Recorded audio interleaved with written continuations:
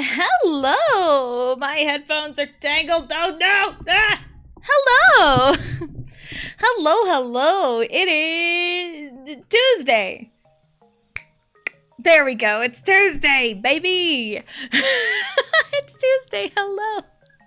Everything is going wrong. We love that. Hello, Blue. Hello. Welcome in. Hope you're having a good day. Let's just depart for adventure, because we're all for adventure. We're back in Mario Party 1 because, huh?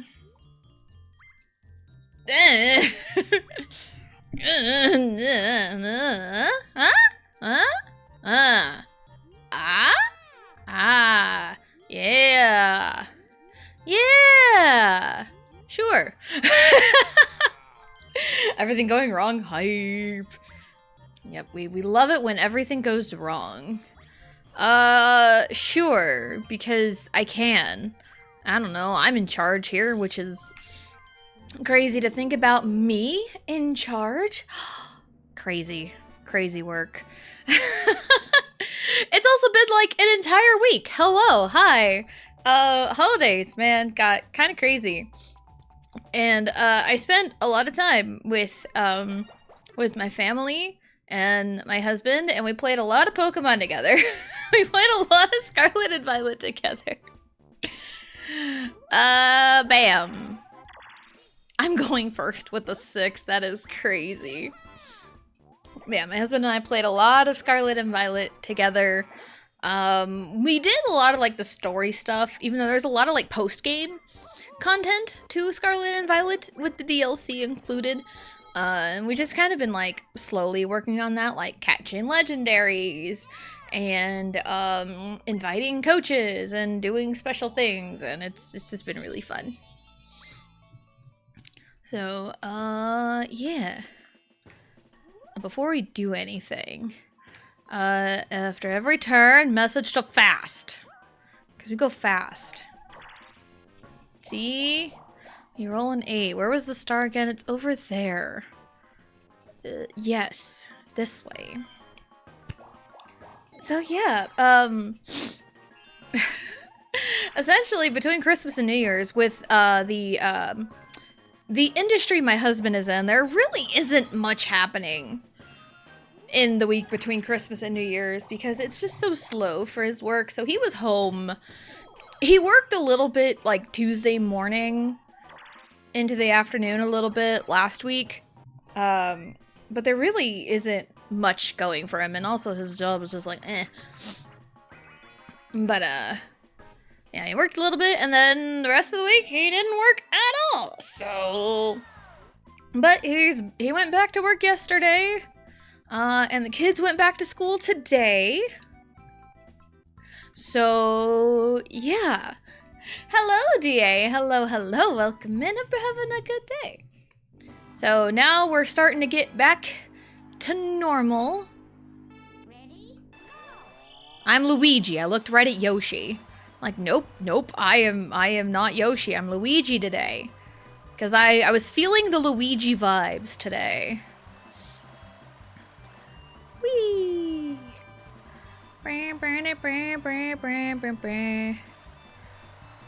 I remember a little speed running trick for specifically course 2. You can hold up and you won't spin out. When you can hold up from like the leftmost point of the track, and then you won't spin out. But yeah, everything should be going back to normal, even though my evenings from now until more than likely mid-November. Wow, that's a long time. No, mid-February. Of course I stopped one space short, but that's okay. My evenings from now until mid-February, mid to late February, will probably be fairly busy because Allie started basketball practice last night. And this is kind of insane to me, how quickly things are happening. How quickly things are happening is crazy. Wow, that's also insane. We're all right here.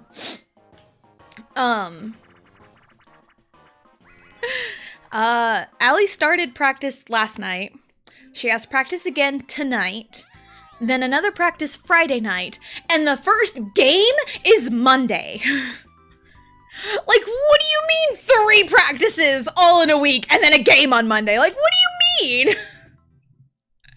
What happened here? Ah! Everything's going wrong right now. It's fine. But yeah, to my knowledge, last 2 years have indicated to me... Insane. The last 2 years have indicated to me that basketball games happen Mondays and Thursdays. So my best guess is games Mondays and Thursdays. With varying times between 6:30 and 8:30.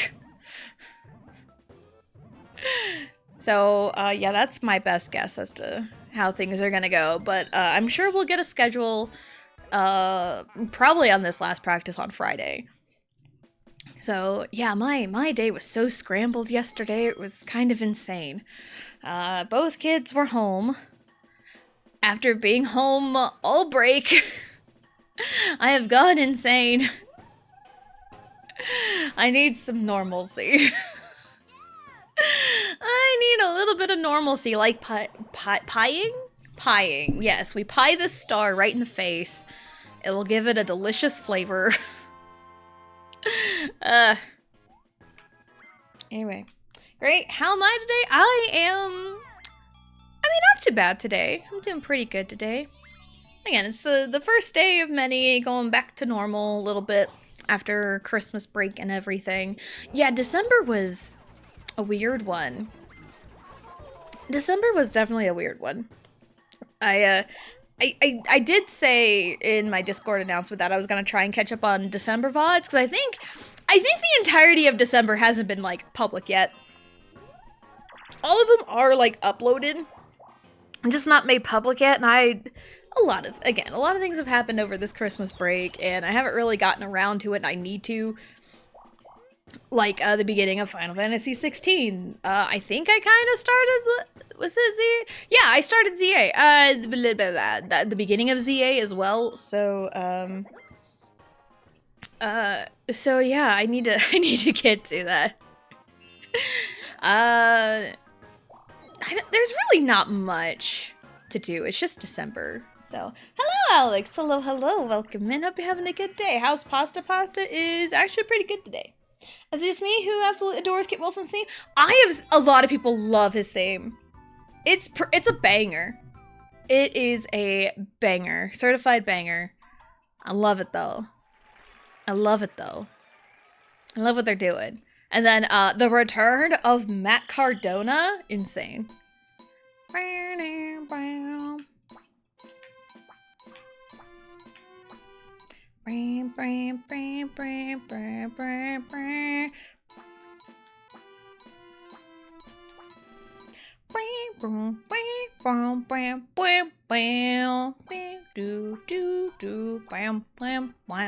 have a question for me? What's your question? Lay it on me! As Luigi drum solos into victory, into the sunset. Alright. We continue our onslaught in our own engine room. Normalcy, Tessa rant. There are a handful of things I can rant about, because I've seen a lot of things on social media over the last couple of weeks. Oh, man. There's some, video game related, there's some K-pop related. I don't really have anything, I don't know if I have anything wrestling related rant-wise. I just been kind of coasting and enjoying the product. SmackDown was really good. You know? Who do you want to dethrone every current women's champ of some sort? Julia, Becky, Jade, Stephanie, Yuria, Thea? Yeah, that's a good question. That's a good question. I think with Jordynne Grace being teased for the SmackDown call-up, which I think is going to happen, I want to see like a fucking banger series between Julia and Jordynne. I want to see that so bad.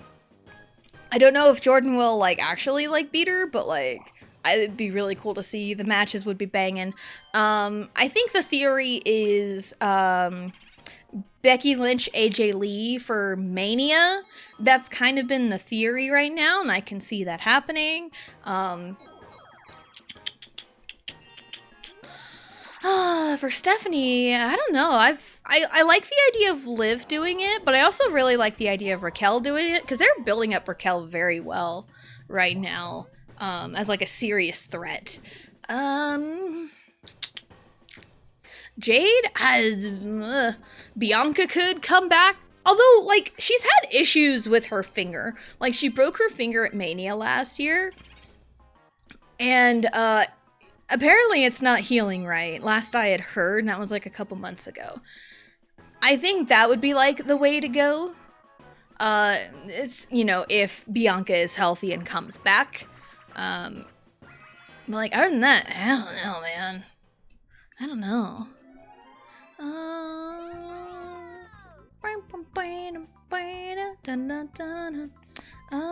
Let's see. Tag champs. I mean, I can see Charlotte and Alexa winning them back. I can see Nia and Lash doing it. Kabuki Warriors getting it back. But, like, I want to see, you know, how Asuka and Kairi. Because I mentioned earlier that Allie started basketball practice. And, well, practice was originally supposed to be for 7 p.m. and then it got pushed back due to a scheduling conflict. No, Morrow! So it started at 7:30. So, at a different gym. So I had to leave at about 7:15 to make sure I get there on time and everything. And I missed Io and Rhea winning the titles. I missed that completely. I had to look it up on Twitter to see the results of that match. But I did see Becky beat Maxine. I also saw a tweet saying, of course, Becky wins the title when Jessica Carr is not the referee. And the ref is blind to her shenanigans. So it's like, yeah, that makes all the sense in the world, because I love this beef between Becky and Jess. It's so funny. It's so funny to me. But for NXT, I don't know. I mean, Kendall Gray could do it. She's so good. She's so good. Yeah, Thea is, yeah, the whole thing with Thea, I don't think I was able to talk about it. I don't think I talked about it. So with Thea Hale and Blake Monroe, it was confirmed, but also if you do just the tiniest bit of thinking and kind of rewatch the whole situation, Thea was never meant to win that match. She was never meant to win. And, but they're making it work. And I heard some rumors of a potential Blake Monroe call-up, which would be really cool.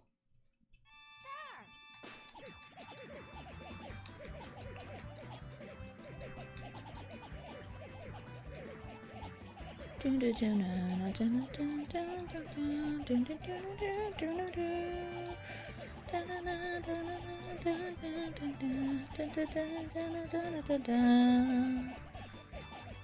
we go. Okay, sorry, I was focusing.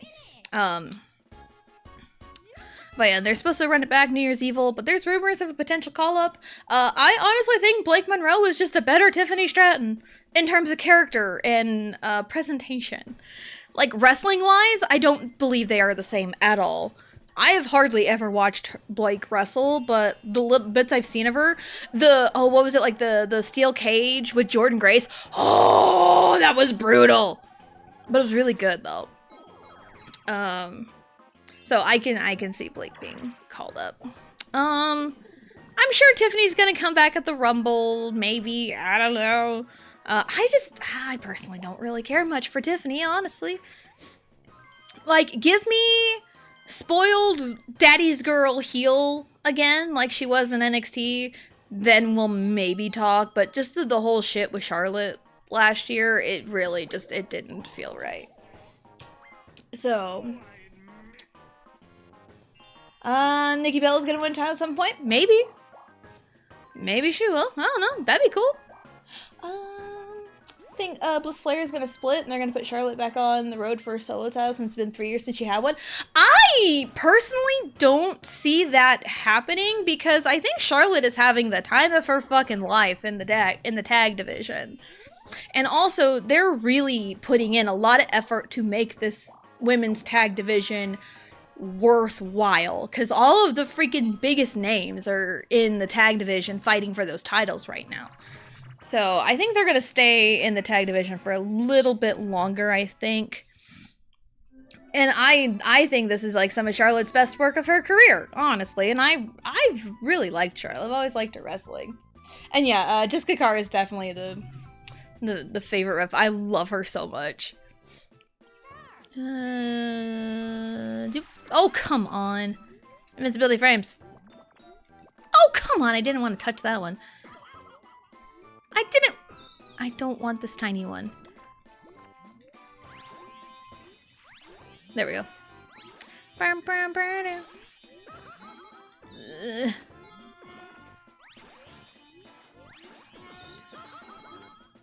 Yeah, with Mania season coming up, some things are kind of, I don't know, man.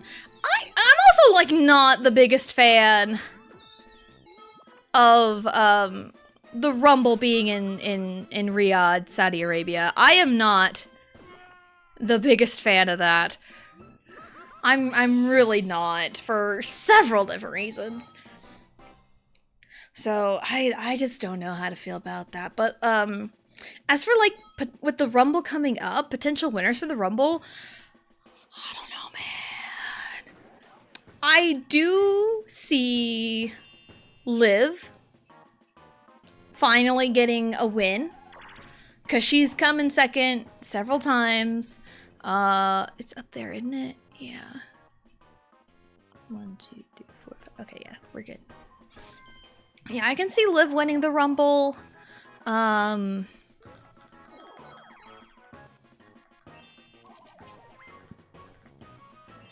That's really about it, honestly. As for the men, I don't know. Sammy could do it.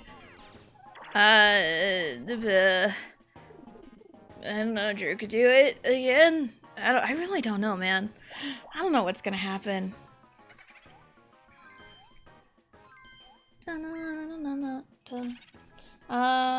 She was goated.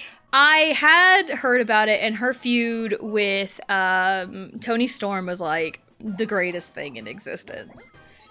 I don't really watch AEW much anymore. I still kind of hear about it on Twitter every so often. But like, I haven't kept up with it in a while. It's just not really my thing. Charlotte in the tag race because she's been select for years. Since PCP split. It's about time she's had a team. Yeah! Also it's hype for AJ returning now, seeing as they're pushing her. It's like, it's just a small shadow in the Becky Lynch heel story. I don't like it.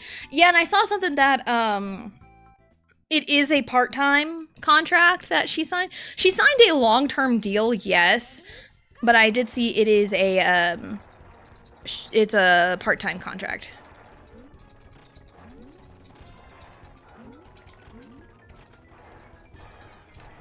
So that kind of bites a little bit, because I didn't, like, grow up with wrestling, so I didn't see, like, AJ Lee, you know, in the Prime Divas era. I never did see it. I wasn't really a part of wrestling then. So, it's like, I would really love to see, you know, AJ Lee in action, but it does kind of suck that's prime time. Not prime time, the part-time, there we go. So, yeah, it kind of sucks, and she's probably going to be put in, you know, the Becky Lynch, because they're still kind of for the title. But, like, if AJ Lee has the title, you know, that'd be, you know, really cool. But also, Becky is so good at putting people over. A lot of people, I feel like a lot of these dude bros on Twitter don't understand how good Becky is at putting people over. Like, look at what she did for, look at what she did for Bianca. Look what she did for Bianca. Look what she did for Tiffany Stratton back in NXT. Look what she did for Lyra, both in NXT and on the main roster. And look what she did for Maxine. Like, it's incredible how good she is at putting other people over. It's crazy. But again, a lot of dude bros on Twitter don't see that. So, they're like, oh, Becky Hogan this, Becky Hogan that. No. Becky is really good at playing this character and is really good at putting people over. I can say without looking at how AJ is fighting now and how she fought back then, this is definitely 1% of Prime AJ. You see she's not trying, and I get it because she's been out for a decade. Yeah, just kind of trying to, you know, get back into the waters. So. Alright, let's go.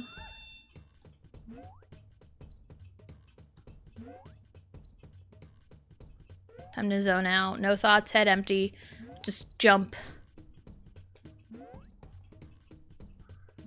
Because this one isn't quite like Mario Party 2. It starts slow, gradually gets faster.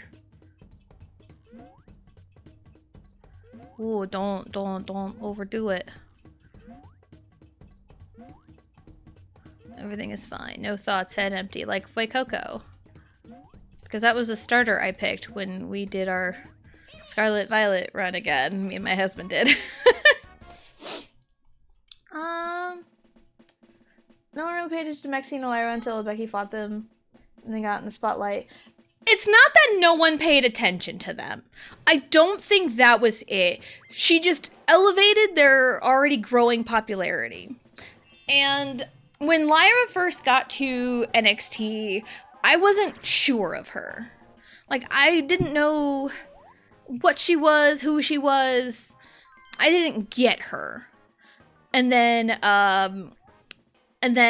she fought Becky for the NXT title and won. Shit, I should have looked. It's fine. And then she, you know, and then her little thing with Tatum. And then she got to the main roster and women's IC title. And then the feud with Becky was really, really good. And I love Lyra. And right now what she's doing, Bayley, is really, really good.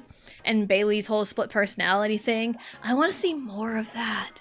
I want to see Bayley's split personality a lot more. Get some food? Yes, get some food, Blue. Food is so important.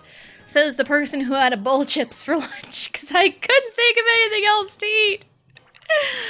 I just had a bowl of chips, it's fine. Loving Raquel outside of the Judgment Day. Yeah, I said like earlier that they were building her up pretty well, and she has improved a lot. I love her. And I think it's honestly just time for the Judgment Day. It's been time for the Judgment Day to split. I got you, bro. So maybe we'll see that. And like the last like couple holiday weeks, you know, we didn't really watch very much. We did watch SmackDown Friday because it was the first 3-hour SmackDown because we tuned it in and we saw Randy. Like, oh hey, Randy Orton, and we got more context on that.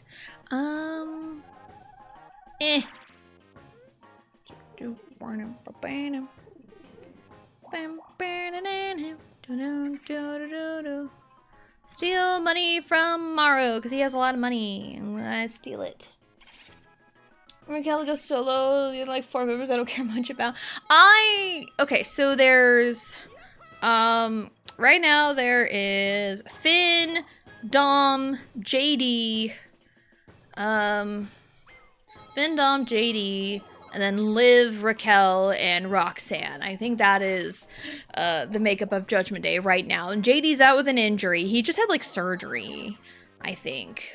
I don't know what kind of surgery. I think on his arm, wrist, hand? I don't know. I think he had surgery recently. I love JD. I absolutely love JD McDonough. And then Dom is injured apparently. So, but it's just been time for the Judgment Day to split. We need Finn Balor to be a babyface because I miss doing the thing. I need Finn Balor to go babyface. Hello, Antonio. Hello, hello. Welcome in. Hope you're having a good day. All right, grab bag. What shenanigans are we to come up with today?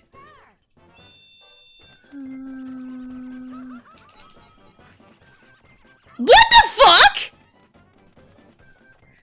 That was not straight on my back.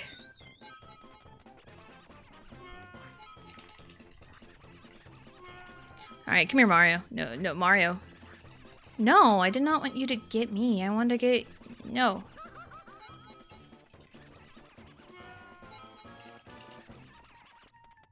I know if you, like...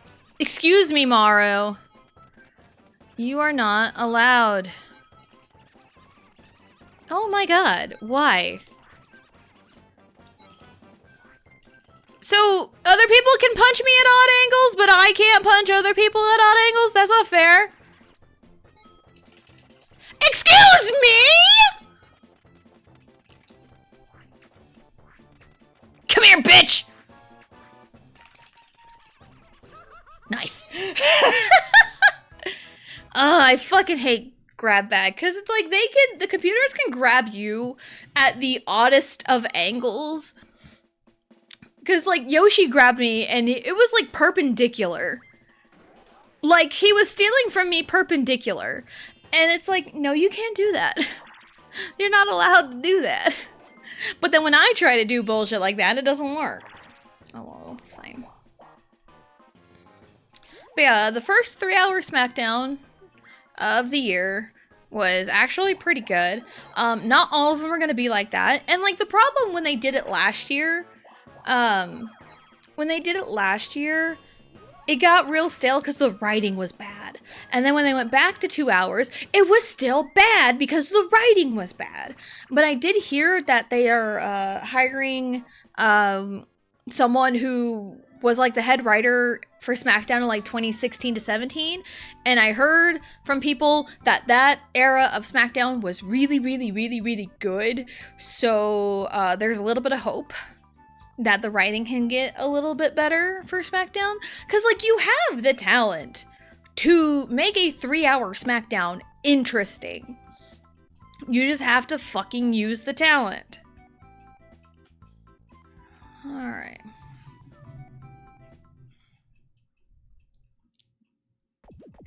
Alright. Who's got the money? Yoshi's got the money.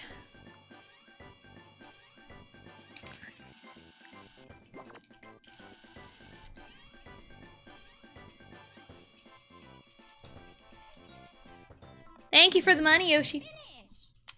I also need Liv Morningstar to stop being brought back to Dom's girlfriend when it's the same woman who ran the locker room.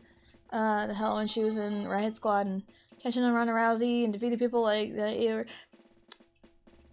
If that's all you took away from Liv Morgan's character, then I think that it's not a storytelling problem. 'Cause, yeah, she's Dom's girlfriend on screen. But, like, you gotta remember how she even got there in the first place. She's always been way more than that. Even the way the story is told. She's always been way more than that. So, yeah. Yeah, again, like, she's always been more than that, and I don't think they've been pushing that at all. Like, oh, Liv's just Dom's girlfriend. No. She's always been way more.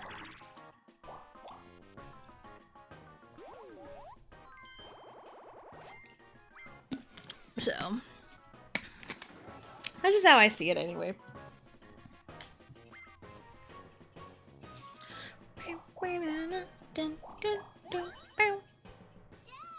So, yeah, because, like, Royal Rumble season's coming up, even though it's in fucking Saudi Arabia.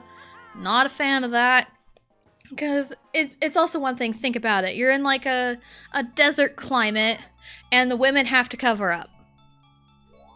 They have to wear full-on bodysuits. And they're wrestling in a goddamn ring for an hour. Like, dude! Who decided the Rumble should be in Saudi? Who fucking decided that? And I think next year, is it next year or 2 years? I don't know, but there's supposed to be a WrestleMania in Saudi Arabia. It's like, no, absolutely not. I don't care if they're rich bitches and pay you money. I don't care. It's not good for the fans. They don't want to see that bullshit.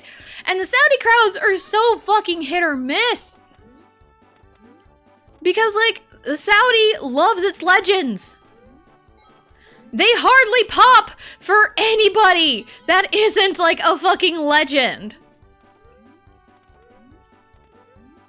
So it just drives me insane how they think going to Saudi is a good idea. I still hate how they pulled out of New Orleans and put Mania back in Vegas again. That was 100% a TKO decision. 100%, because TKO is all about fucking money. And there was a thing that was like stated. Where am I? No. Okay, it's fine. There was a thing that was stated that the TKO higher up guys were like, oh yeah, Vince McMahon decided that you know, the ticket prices would be more for families and not for profit. And we changed that. We want to maximize profits. And it's like, dude, why are you making Vince McMahon the good guy? Take so bad you make Vince McMahon the good guy. What am I losing? How much do you have? Gross! Gross! That is so gross! Oh my god. Am I fucking swapped with that guy? Dude, rude. So. Now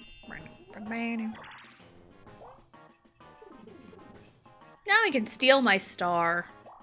Man. Is Wario on his way to get banned in Mario Party 1? There's no characters banned in Mario Party 1, but Wario's working his way there. So, yeah, there's a lot of decisions within WWE that are 100% a TKO decision. Ticket prices, locations for shows. Like, because The Rock came out specifically one day and announced that WrestleMania 42 was supposed to be in New Orleans. But then, they were like, lol, no. Cause, oh, Las Vegas, you make a lot of money in Vegas. And it's like, dude, ticket prices are already fucking outrageous. Like, what are we doing? Like, nosebleeds. Nosebleed tickets are like $200.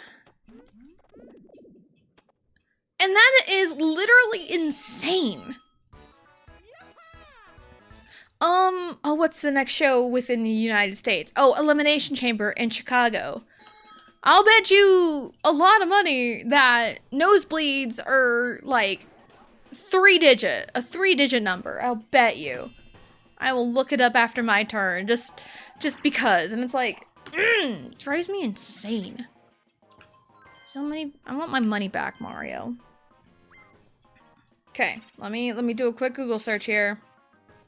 Okay, Elimination Chamber 2026 Ticketmaster.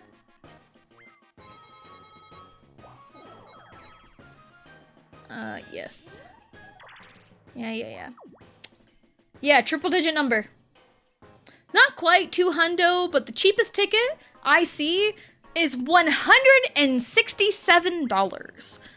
Right now, currently, as it sits, and it is a fucking nosebleed ticket.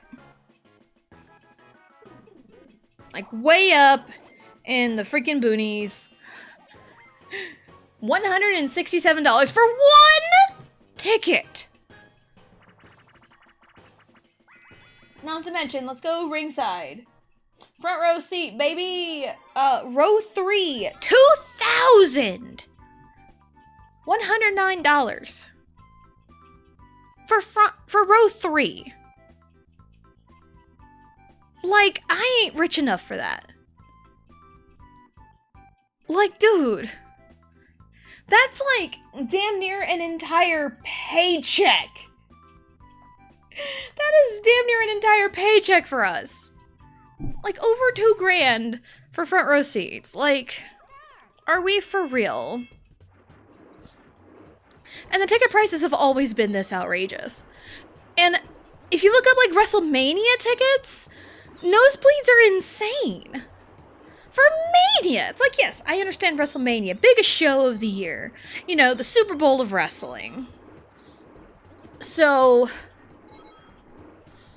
if we take the $167 nosebleeds from Elimination Chamber in Chicago, Illinois, what do you think nosebleed for WrestleMania is gonna be?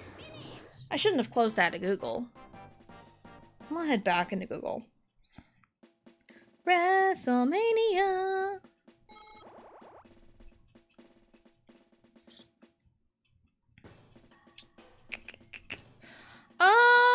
Let's see. Let's go WrestleMania Saturday.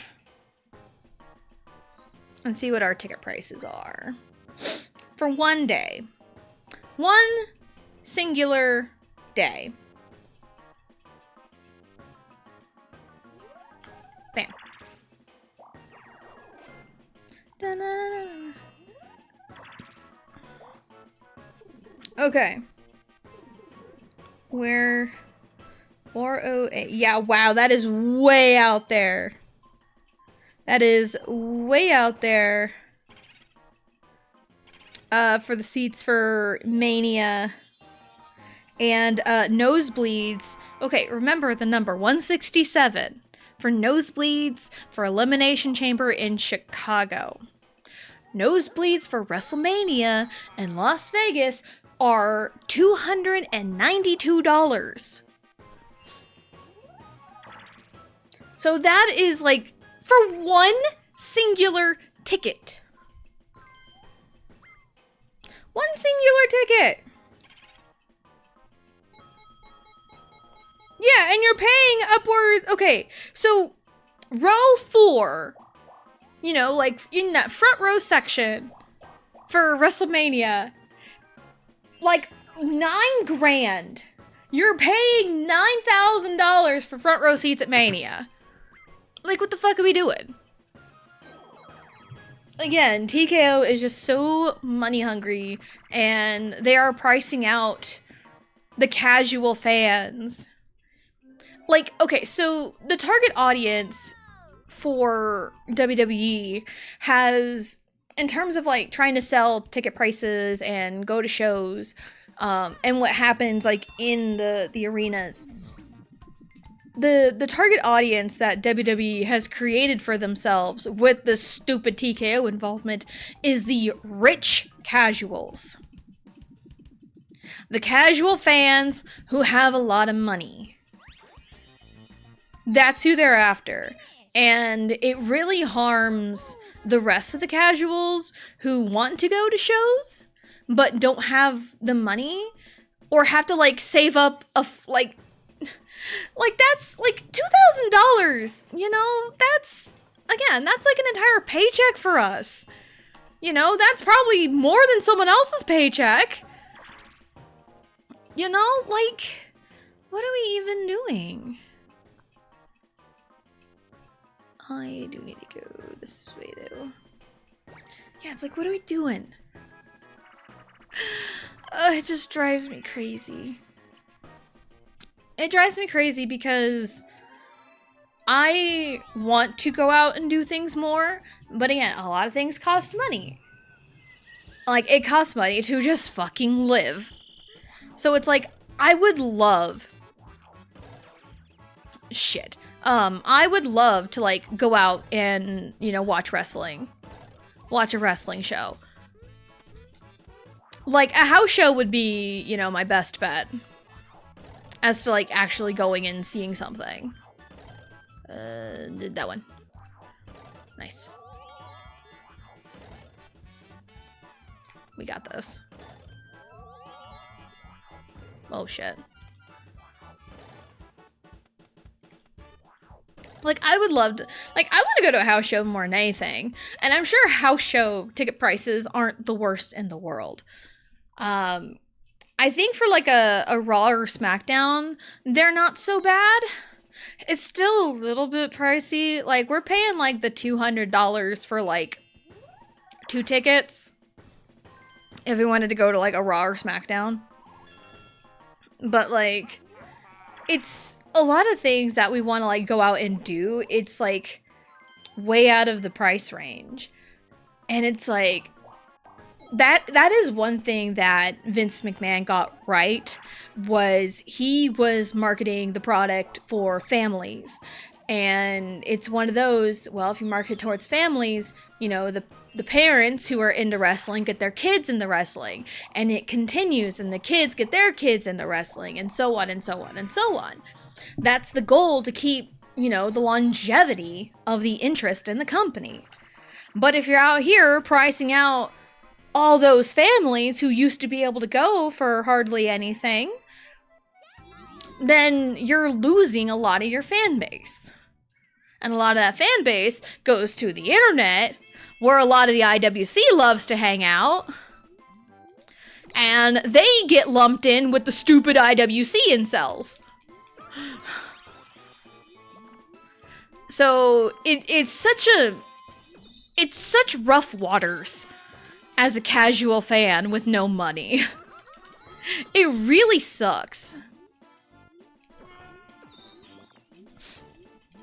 So, because, like, yeah, a lot of people are just attesting, you know, the casual fans that are actually reasonable, like, that speak their thoughts on the internet. You know, it's like, hey, I think this, and this, and they're reasonable takes. They get lumped in with the dude bro IWC guys that spit out hot takes like, oh, the Becky Hogan shit. And they get lumped in with all that, and they're lost in the waters. And it's like, well, that's a lot of your fan base, and it's going to turn people off. And I'm sure a lot of people stopped watching when John Cena retired. I'm sure a lot of people stopped watching when John Cena retired. And I wouldn't be surprised if there was a massive dip in viewership after that Saturday night's main event. I wouldn't be surprised. So, that's just kind of my 2 cents in all of that.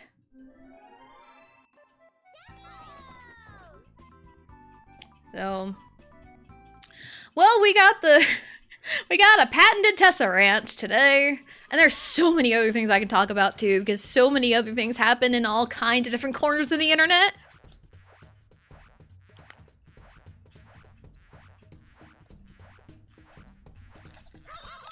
The sound that was making, and my skin cells are on the controller.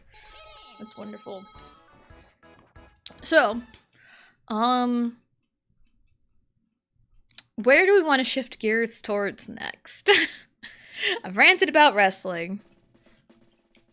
I even said, like, oh, I don't think there's anything wrestling related I can rant about, and there totally was. There totally was.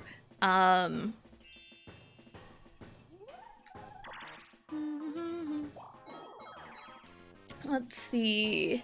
Yeah, there's stuff in Pokemon World, or just Dude Bro social media I can rant about. There's K-pop news. Oh, fuck you, Wario. Yeah, there's some K-pop news that I can talk about, because I think I talked briefly once before, or maybe just kind of a here and there type thing. Thanks, Yoshi, I appreciate you. I think I talked here and there about the New Jeans situation.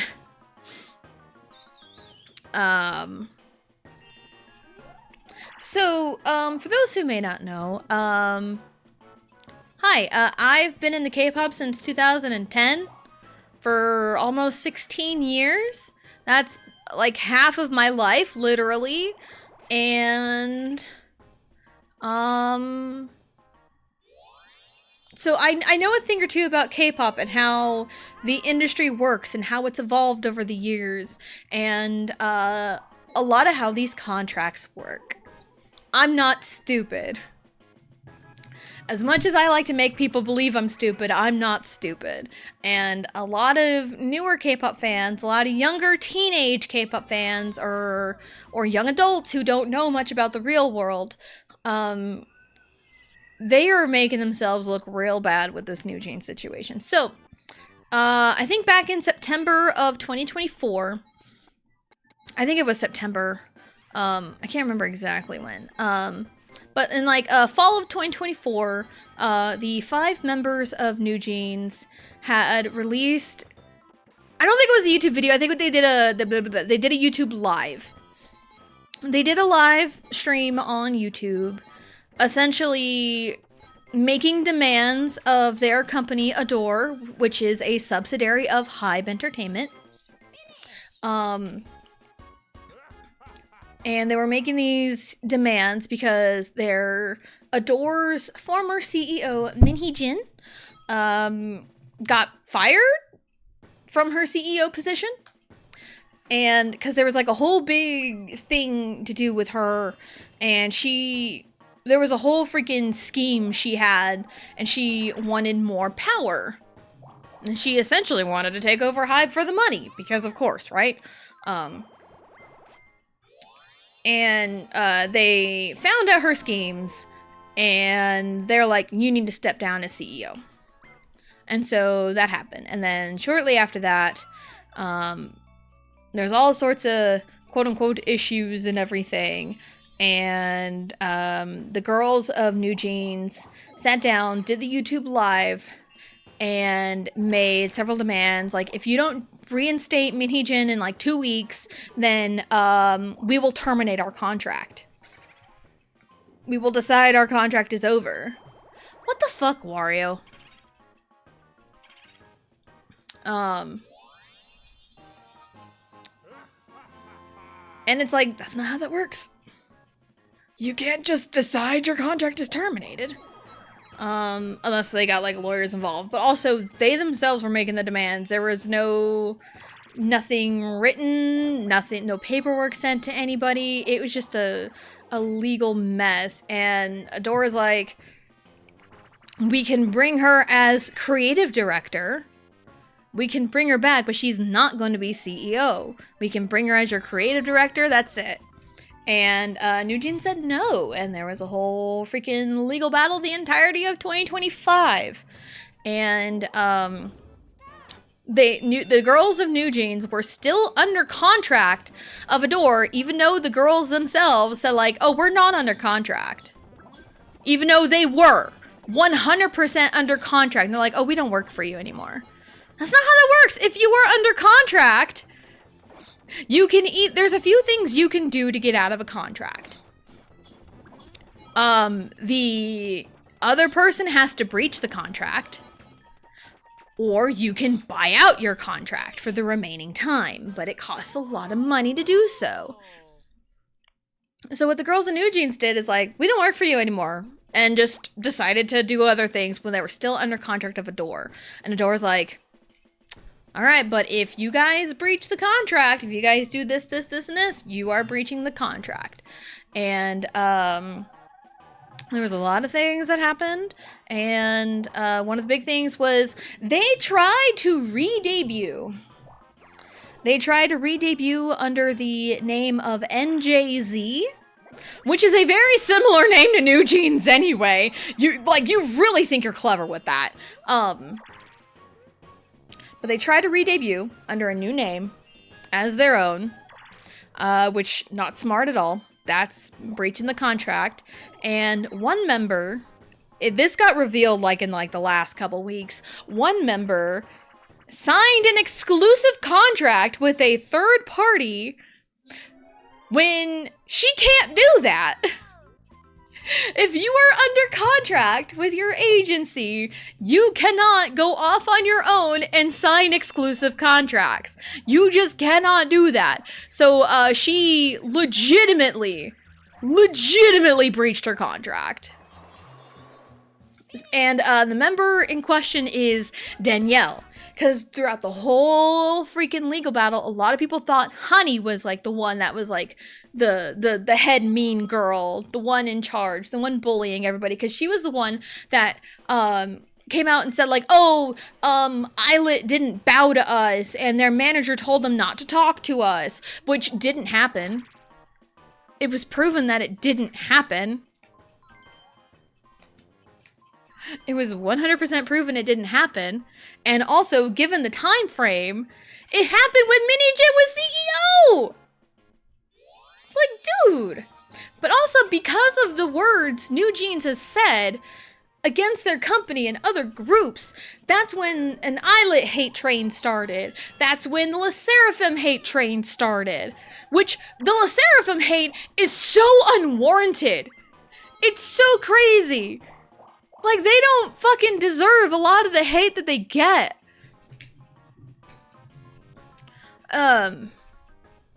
Okay. So, like, a lot of the things that New Jeans has said, specifically, like, oh, Honey, Mijin, and Danielle were, like, the three core, like, the oldest three members were the ones, like, leading the charge of the hate trains and the statements said and everything. So, and all of that was proven false. And after the court rulings, and the final court ruling back in October, like, the end of October was, yeah, no, they did not, you know, there was no breach of contract from Adore. New Jeans is still under contract. So there is not enough evidence to support any of these claims at all. So, yeah, and a lot of people thought it was Honey that was the ringleader because she was the one saying everything. She was the one speaking on behalf of Min Hee-jin or, you know, the rest of the girls. Like, she was the one speaking out on it. But turns out, it was Danielle. It was Danielle the one, because the two youngest members had returned to Adore quietly and professionally and decided to work with them again. And then Honey returned surprisingly, because allegedly, again, this is what I have seen, allegedly, Danielle was the one feeding Honey all this information, or Danielle's mom was the one feeding Honey all this information and making her say all this bullshit. So, and Danielle is the one that got kicked out and her contract was terminated. And everyone's like, well, if you're gonna just terminate Danielle's contract, just terminate the rest of them. No, because that's what they want. That's what all the New Jeans wants. And Danielle's got terminated because Danielle herself breached the contract. She got fired because she breached the contract. And everyone's like, yeah, and everyone's like, oh, why just terminate the rest of them? No. Because that's exactly what those girls want. Why would you give what they want? They have to face, you know, consequences of their actions. Drives me crazy. And I've seen people flooding Mr. Beast's posts in social media about like, hey, can you get Danielle back in New Jeans? Like, why are you going to Mr. Beast for one? I ain't winning this. Yeah, I wasn't gonna win it. It's like, why are you messaging Mr. Beast? It's like, fuck that guy for one. Fuck that guy. I really don't like Mr. Beast. I don't fucking care about that guy. He just gives me the ick. The more I see of him float around and all of his content and everything, he just gives me the ick. You've returned. Welcome back, Blue. I ate food and suddenly the sleepies have overtaken me. I must be strong. Be strong. I'm currently ranting about K-pop right now. So, yeah, that's the current, New Jeans news anyway, was, I think Honey had officially returned to be under Adore. Why is everyone stealing my shit? Honey returned to be under Adore, and I think Mijin, Minji is her name. Fuck, I couldn't remember her name. Okay, so here's the thing. I never really liked New Jeans to begin with. Some of their songs are catchy, that's it.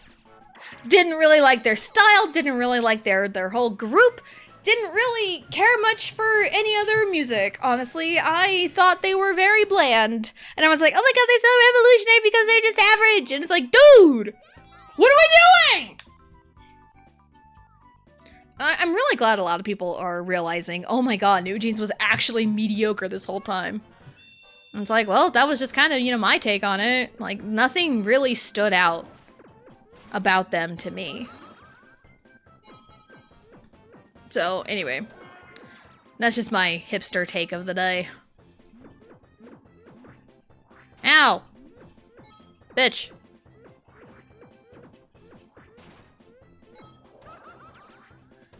Thank you! Anyway.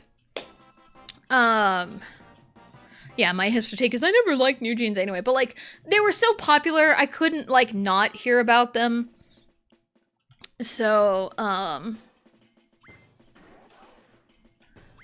they, and the kind of trajectory of New Jeans. Stars up there. I can't go up there. Let's go this way. The trajectory of New Jeans, they started off pretty popular. And, they skyrocketed to really high levels of fame. And it appeared they let that fame get to their heads. Just with the outrageous demands they were making. And I think Danielle's like 20. And like the oldest girls in New Jeans are like in their like early 20s. Because they're still really young. And it's one of those, it's like, yeah, they're really young. And they were definitely manipulated by Min Hee-jin. And all the adults around them failed them miserably. But also, when you are convinced by other people, especially adults, that you're hot shit, if someone hypes you up that you're hot shit, and you are definitely not hot shit, it's going to get to your head. It's going to fuel your ego. Like the girls in New Jeans, like, just from stuff I have seen, performances I have viewed, they're not special. There's a performance that I had never even seen before. They covered Tell Me by Wonder Girls, and it was so mediocre. It was so bad. It was so bad. Like, they did not do the original justice whatsoever. It was so bad. It was a bad cover. And it's like, people thought this was the best new thing? Like, are we kidding? Like, are you kidding me? Like, we have lost the plot. We have astronomically lost the plot. It's just awful.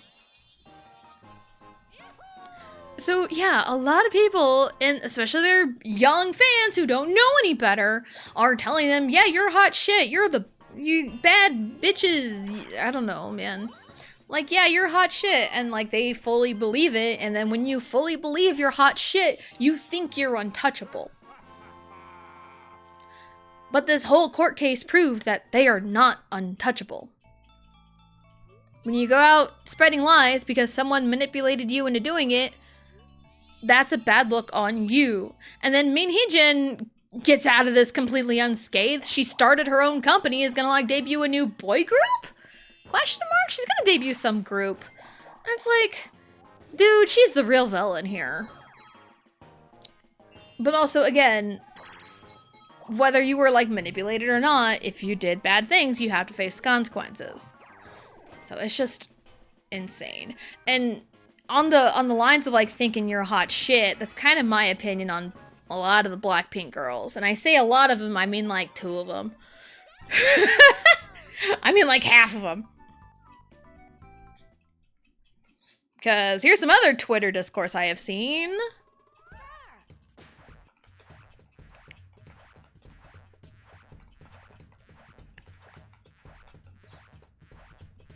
There we go. A lot of twister. Blah, blah, blah. Okay. A lot of Twitter discourse I have seen was from, was it Gayo Daejun? I think it was Gayo Daejun.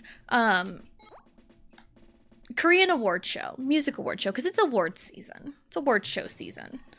And Jennie of Blackpink had a solo performance at the award show. It was not a good performance. I'm gonna be real, it was not a good performance. Where the heck is the star at? Up, oh. That's wonderful. But yeah, Jennie did not have a good performance. She didn't. There was lackluster energy in her dancing, like there always is. It's been that way since at least like 2018. Maybe before that, 2017. You know, there's always been lackluster energy from Jennie in her performance. She picks and chooses a lot of when she wants to perform. Anyway, again, outside looking in, my observation skills. Anyway, she had and she also like lip synced like 90% of it, and it wasn't even good lip syncing. Anyway, a lot of Blinks and Jennie stans are really up in arms about people not liking the performance. And it's like, dude, the crowd was sitting down, not interested in her performance. Meanwhile, EXO had performed at that same show, and everyone was up and cheering for them. Well, yeah, EXO was 5 at the show, but that just shows EXO's impact. And here's the thing, a lot of these Blinks will tell you, oh, Jennie is the idol of idols. A lot of these idols love Jennie. Show them a clip of the audience reaction. Show them a clip of the audience reaction to her performance at Gayo Daejun. Like, let's be so for real. Let's be so for real. And it's like, I've never really been like the biggest fan of Blackpink. Early Blackpink was good. It was one of those where, from the get-go, YG was like, yeah, they're the prettier 21, and that always left a sour taste in my mouth. That always left a sour taste in my mouth. Where they were like, the prettier 21. And I liked 21. Not me just casually getting 60 coins in that minigame. But anyway.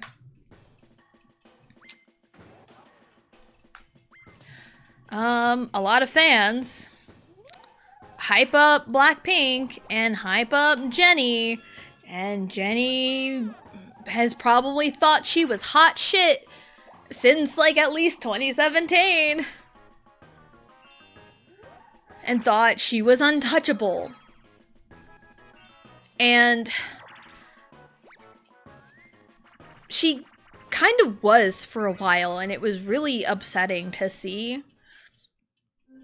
Because she still gets away with this bullshit. Lackluster performances, leaving early at concerts, you know, clearly not putting in any effort into the group. Like, she still gets away with that shit. And the only reason I know about this is that I still see clips of their concerts. And it's like, oh my god, you're just taking a small clip out of context. I see, like, several clips of the same show. The same show. And it's the same energy all throughout. She only puts a tiny bit more into her solo performances, that's it. It's one of those, YG is so fucking greedy in keeping them together and making them promote as a group because it just makes them money. YG, let them go. They obviously don't want to be a group together anymore. You can tell by their chemistry on stage. Let them go. So, yeah, this is just coming from someone who's never really been a Blackpink fan. And I just don't really care for the music. The closest thing I have to any Blackpink on my playlist is Rosé and Bruno Mars' Apathy. That's it. That's all I got for anything close to Blackpink. And honestly, since Rosé left YG and was releasing her own music, her singing's definitely better. Like, it wasn't like... The YG vocal training is so awful. I hate it so much. Because, like, Rosé was so nasally, and it just didn't sound right, and I hated it. And, like, they made Park Bom do all that, too, because they pride themselves on being unique, but, like, if you're doing specific vocal techniques to make your voice sound unique, other people can mimic it, and therefore, it's not unique anymore. That's also my problem with, like, JYP main vocalists half the time. With JYP's vocal training, he makes all their main vocalists sound like him and how he sings, and I hate that. And it's like, yeah, that style can work, but don't force it on your other groups, my guy. Because everyone sounds like so airy and and it's like, that's gonna ruin your voice over time. But anyway. Anyway, there's more K-pop rants for the day. Why am I the head pin? Get me out of here.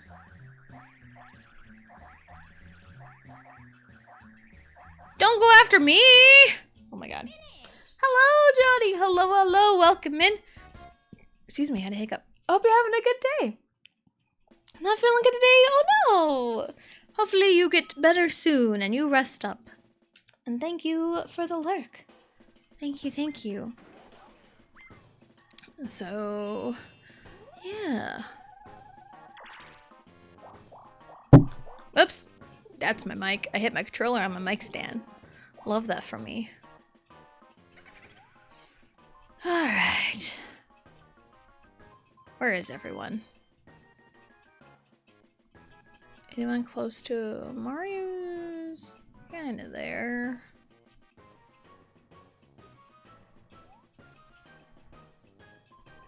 Yeah, let's just do it. She punched us. I know, I'm sorry. I hit you guys with my controller. I'm sorry. Just really wanted to emphasize my K-pop opinions there.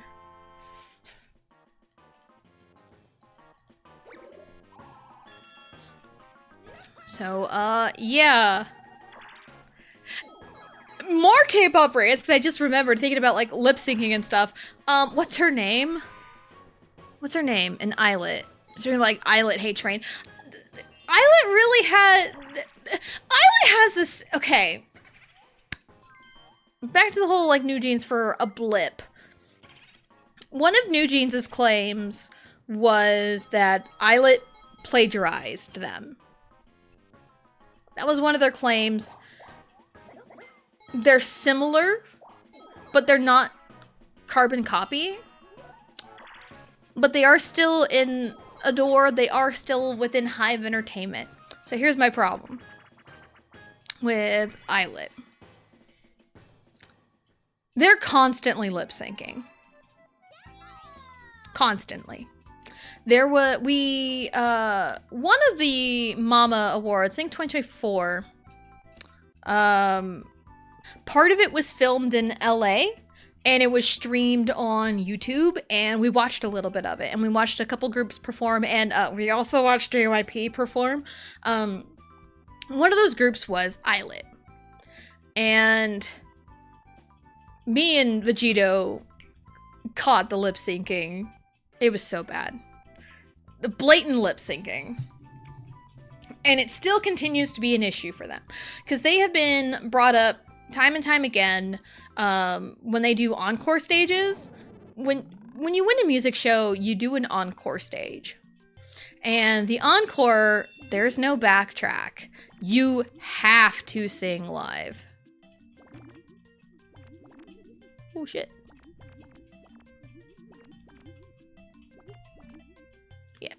Yeah, you have to sing live in an encore stage. And there's been really funny moments and iconic moments that have come from these encore stages. And it's really funny when groups don't take it seriously, like second and third gen. And I'm not saying it's, you know, specifically Islet that's the problem here, because Momo got some hate for her rough vocals in an encore stage before, so it's not an isolated Islet incident. But when Islet has won a music show and they do an encore stage, they have to sing their songs. They can hardly stay in tune. They can hardly carry the tune of their own songs, and it's like, why are you in idols? But now it's just how the industry has changed, and I strongly dislike the way the industry has changed. It has always driven me nuts, and it's a lot of the fans, because the K-pop industry is catered to fans. Companies rely on these parasocial relationships, and these fans always want perfection, but also these fans only care about looks nowadays. They don't care if anyone doesn't have talent as long as they have a pretty face. That's all they care about, and it just drives me insane. Because we get 5th gen idols that are lacking so much goddamn talent, but like the fans don't care. Like, there are hidden gems. There are hidden 5th gen gems. Like there's this one group that my husband and I discovered recently. Oh shit. And they're actually really, really good for having debuted in May last year.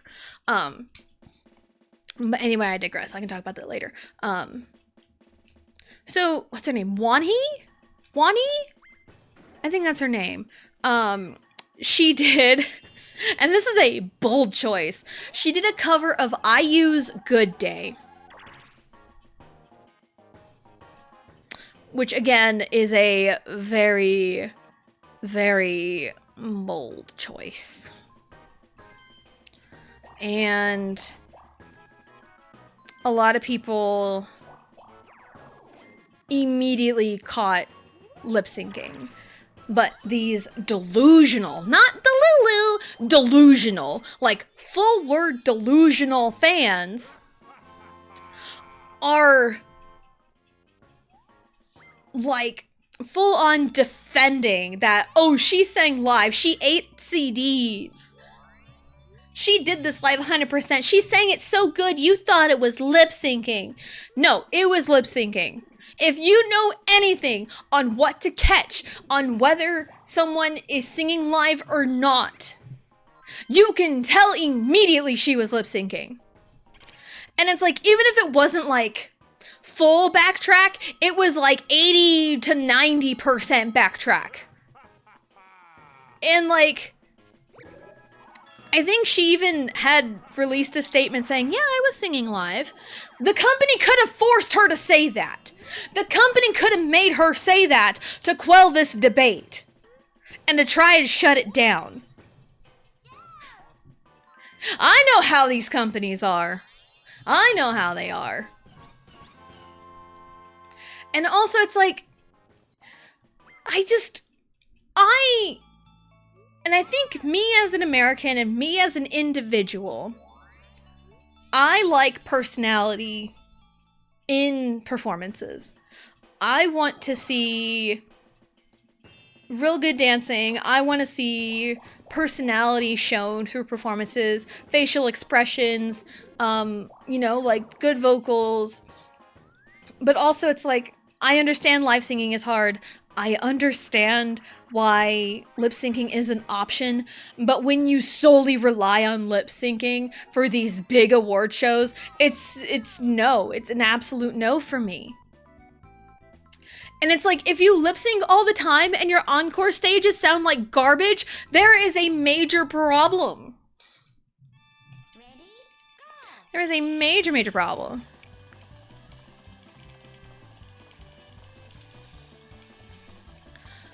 So I just, again, some of these like new 5th gen groups, they just irk me so bad. And everyone's like, oh, pointing at HYBE, but like, it's not all HYBE groups, it's the subsidiaries that are bringing in these issues.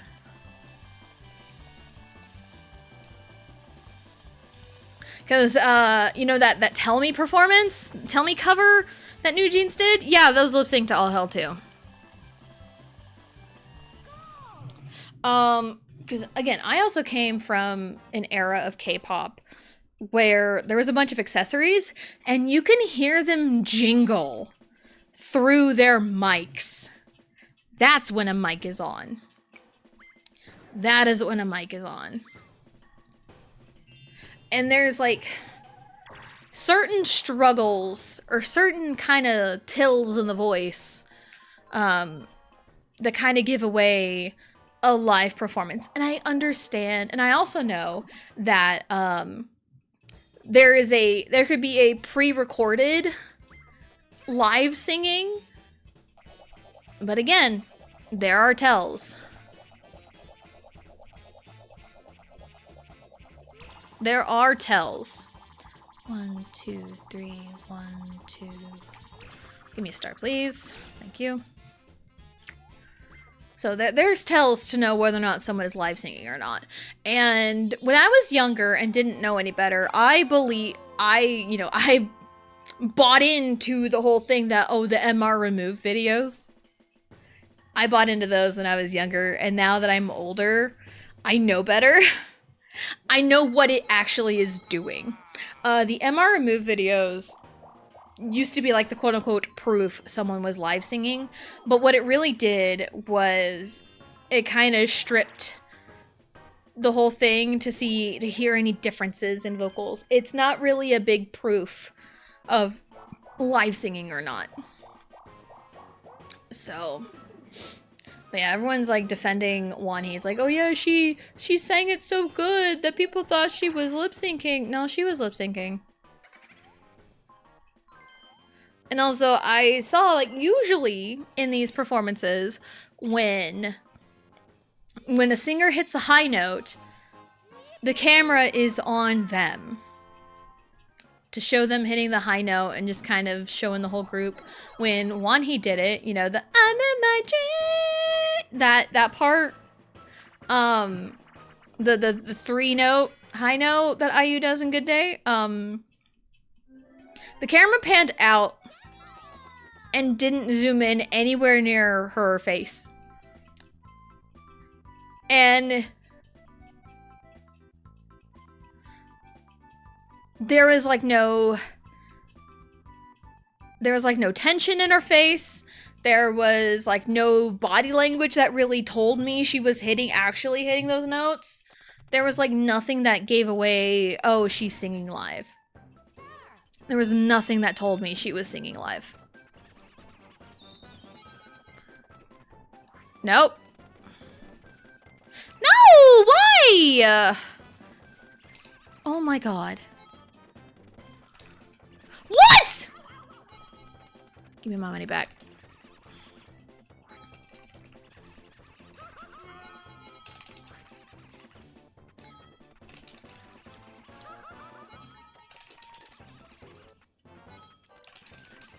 Fucking Yoshi, get away from me.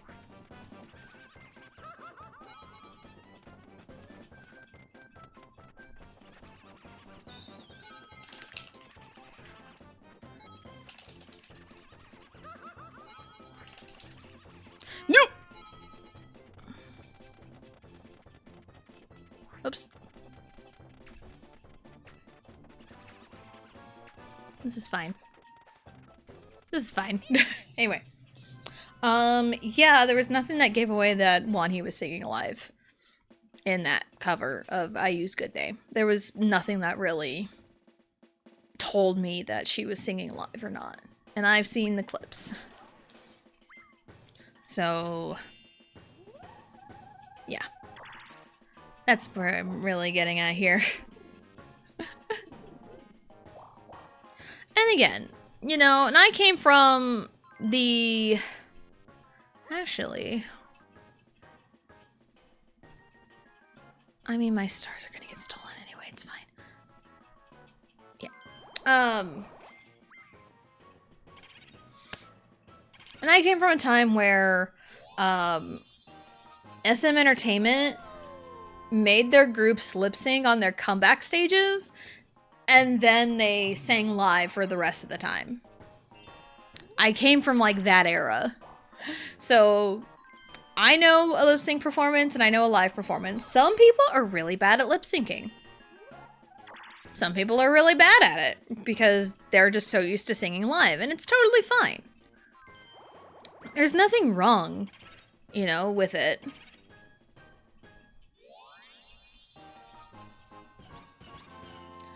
But again, if you are constantly lip syncing and people think you're singing live all the time, and then when you're caught with your pants down in these encore stages of not being able to carry a tune, then what good is it gonna do you? So yeah, I've never really been a big fan of New Jeans or Islet. Again, I really just kind of keep track of this news because sometimes it's all I see, and it's interesting news.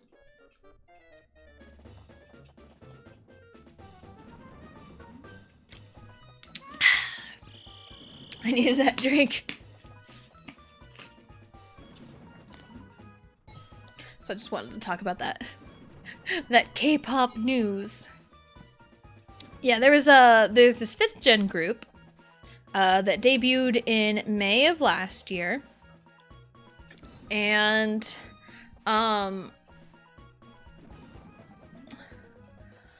they're called Kiras. Like Kiiras. Kiras. And their debut song is called Kill My Boss. And there's a country version, like a country mix of it. And it actually sounds good! It actually sounds good! And there's Kill My Boss, and then there's Bang Bang. Those are like their 2 title tracks I think they have so far. And Kill My Boss has like the country... They're small company. They are small company. Which it would be really funny if it was JYP, but no, they're small company. But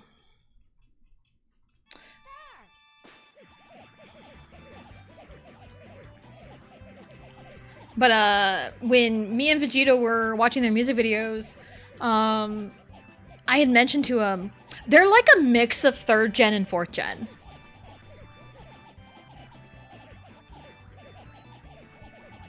Like, not quite like super, like the super ultimate, like 3rd gen vocalists. Like, no, they're like, they have like the vocals of 3rd gen and like the rap and performance of 4th gen.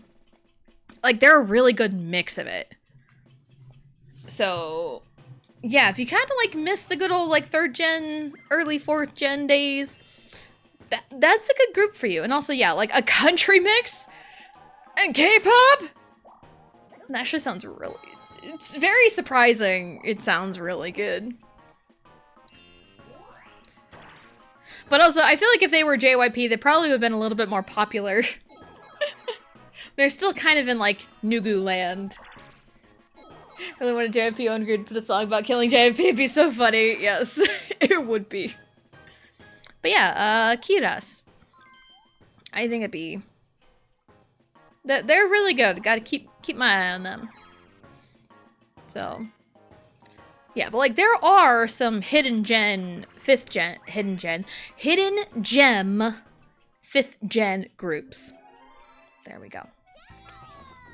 There are some hidden gems out there. So, like, not all 5th gen groups are super plastic and robotic with constant lip syncing and lack of actual personnel. Excuse me!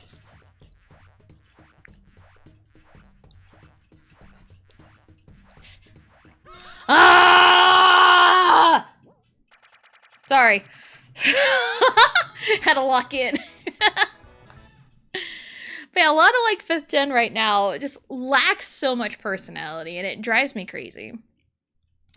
And all they're just pretty faces that look the same robotic voices singing that are so auto-tuned to all hell and they have to lip sync all their performances. But there are some hidden gems and it sucks that these hidden gems may or may not get discovered. It sucks that these hidden gems may not get discovered because of all the popular groups that are overshadowing these groups. And the popular groups are the talentless bitches. And I say bitches as a generalization.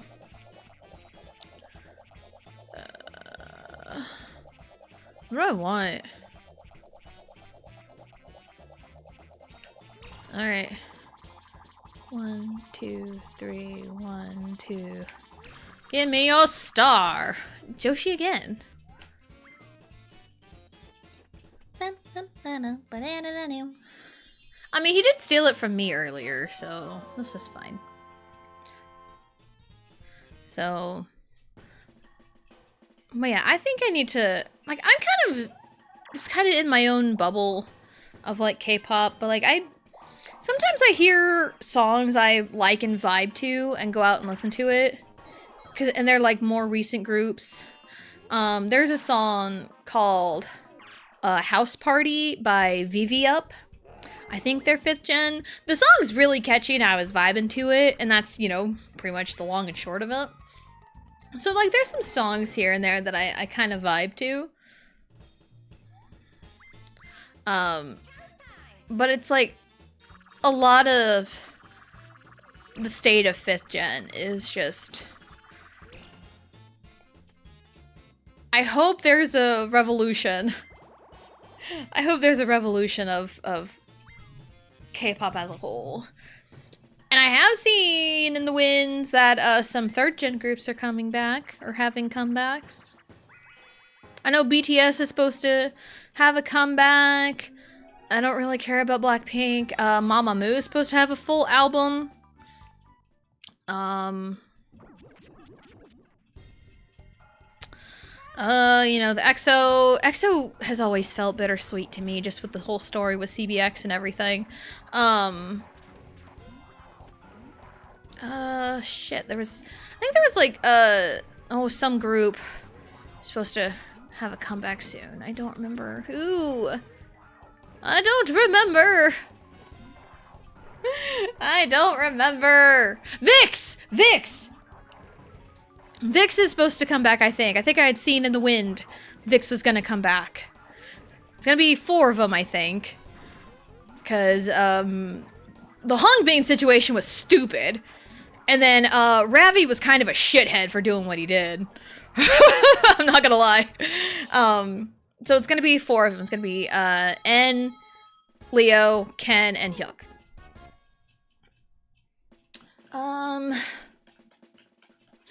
So I did hear VIXX was supposed to make a comeback. I saw that in the wind. I think there was another 3rd gen group that was supposed to make a comeback, and I don't remember. I don't remember who it was supposed to be. They're back for another whooping from Tessa Jane. Yeah, OT4 come back after military. I knew about Hongbin, but what happened with Ravi? Just heard he went solo. So, Ravi faked, I think he faked an illness to get out of military service. He tried to get out of military service by faking an illness. Oh yeah, I did hear about that, yep. Yep, and it's like, dude! It's like, I understand, you know, the mandatory military enlistment and how it's not fun for a lot of people. But dude, why would you go to that length to not do it? Like, what are you doing? What are we doing?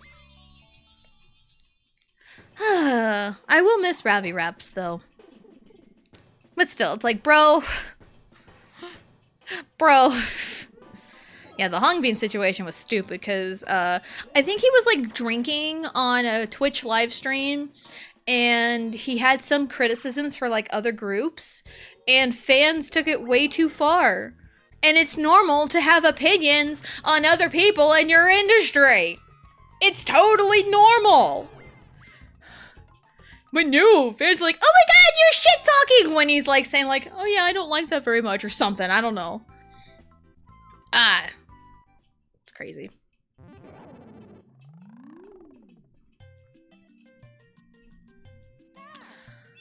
But yeah, Vix is supposed to come back. We're in the middle of EXO stuff. No, that's too far. There, I think. Yeah. Yeah, with Hongbin, he got drunk and was reacting to the songs and trashing them. And like, that's not the worst thing in the world. People do that on a daily basis. There's songs that I have listened to that I thought were absolute garbage. Like, dude. Men are dumbasses. Zap's pretty iconic, part of Vix's sound, but as long as Lego's there, I'm sad. The whole stigma of thou cannot speak ill of the K-pop industry is why Jay left Day 6. Yeah, that one just seemed really sad, honestly. And Day 6 really hasn't been the same since he left. Because Jay was kind of part of Day 6's core sound. Even though they all have unique voices that blend really well together. Vegito will go on record to say that Jay was the best vocalist of Day 6. And he knows his stuff. Like, he's a good vocalist himself. He sings very well. So I trust a lot of his opinions.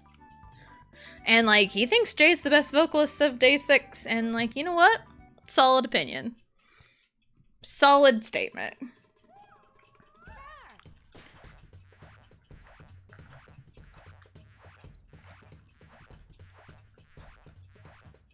Oh, I held my breath. I forgot to breathe.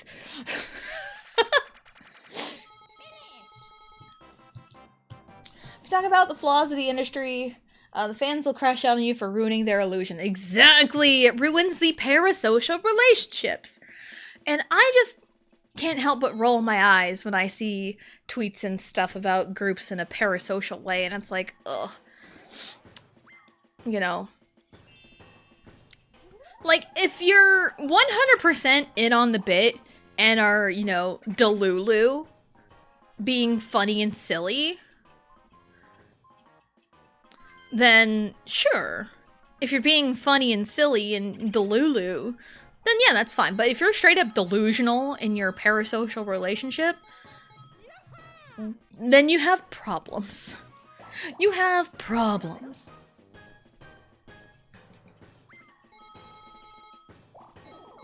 Let's see.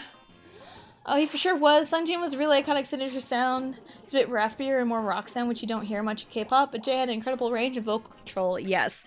In the song Sweet Chaos, Jay's opening line in the second verse was really, really good, and like that's like probably one of the clips of Jay singing that Vegeta will show you to be like, yeah, Jay's really good.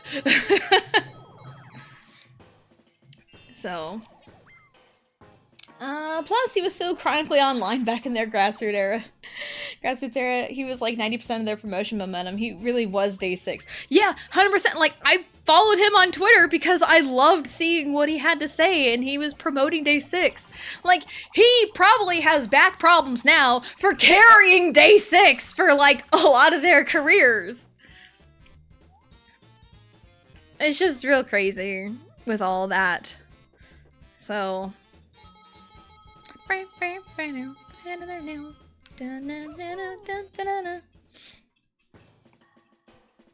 yeah, so just the current state of K-pop fandoms.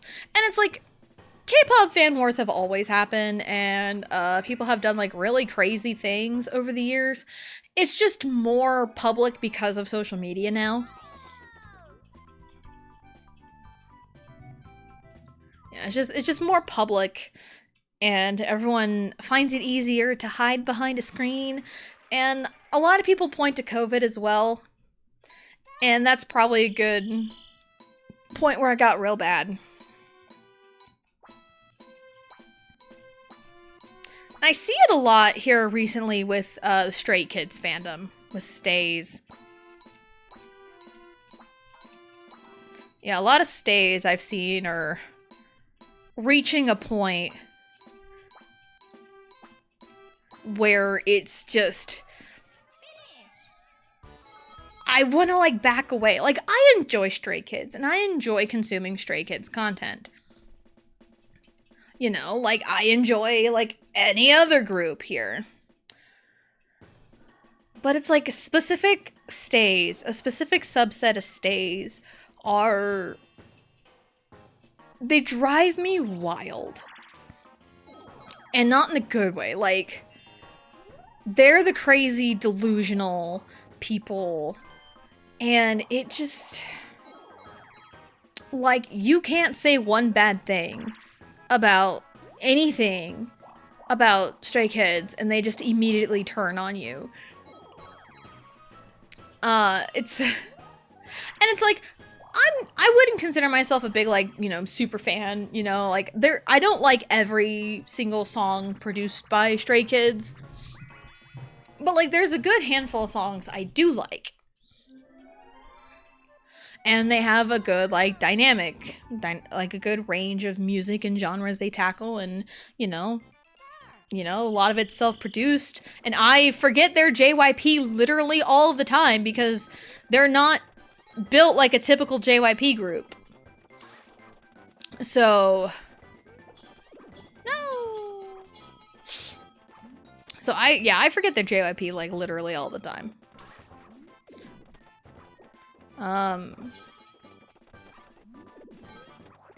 do remember a couple years ago, I specifically remember this interaction. Okay, so to preface, I have like this bot that keeps track of like followers on Twitch and will tell me what user has unfollowed me.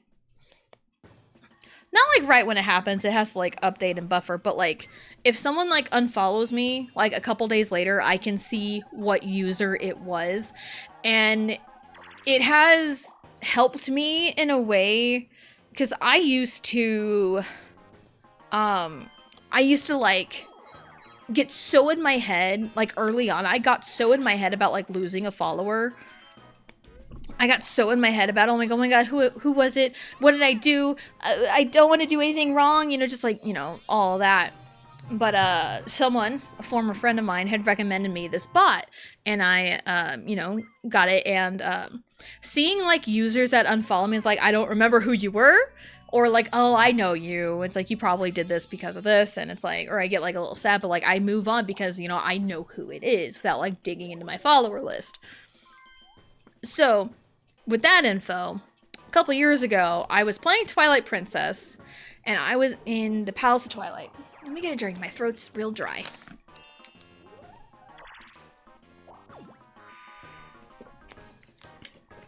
I was in the Palace of Twilight, and I was talking about Stray Kids' new album, Rockstar, with title track La La La La, which is probably one of my favorite Stray Kids title tracks. It kind of dives into funk a little bit. So, anyway, I was talking about that album, and I was going through the songs that I liked and didn't like. One person, because I have the Stray Kids tag on my streams, and I've had a good handful of people follow me because of the Stray Kids tag, which is totally cool. You know, awesome. It's cool to see other K-pop fans out there. But people have come in with the Stray Kids tag, seeing the Stray Kids tag, and we'll talk about Stray Kids a little bit. Someone had come in said like, yeah, I see the Stray Kids tag. I'm like, yeah, I was talking about Stray Kids. And they followed me. And like 5-10 minutes later, I was talking about the songs off of the Rockstar album. And I had mentioned that I did not like Megaverse. I've listened to it here and there. Vegeta really likes it because he started listening to it like a few months ago. He really liked it. I can't get behind the drop. It drops all the energy. It takes the energy away rather than give it more. Like, I can listen to it up until the chorus, up until like the drop, if you will. And it's like, I just don't like the drop. I just did not like Megaverse, and I'm pretty sure that person who followed me because of Stray Kids unfollowed me right after I said I did not like Megaverse. So it's like, dude! That's kind of shallow, don't you think? That's kind of shallow. There are songs I like and don't like from my favorite groups. There are songs I love and don't like from Super Junior, and they're my ultimate favorite group. You don't have to like every single song a group releases. I saw a tweet 2 days ago, yesterday, 2 days ago, about Cat's Eye. They just dropped a song called Internet Girl, and I've heard it's really, really bad. A lot of people think it's bad. There was a tweet that I saw, I'm streaming, but I hate the song. It's like, why are you streaming it then? If you don't like it, you don't have to listen to it. If you're streaming it to support it, they're gonna make more songs like that one. That's how analytics work. If you don't like a song, don't listen to it, then don't do something else. Ah! People on the internet bug me. Oh shit, I didn't mean to hit yes. Ah.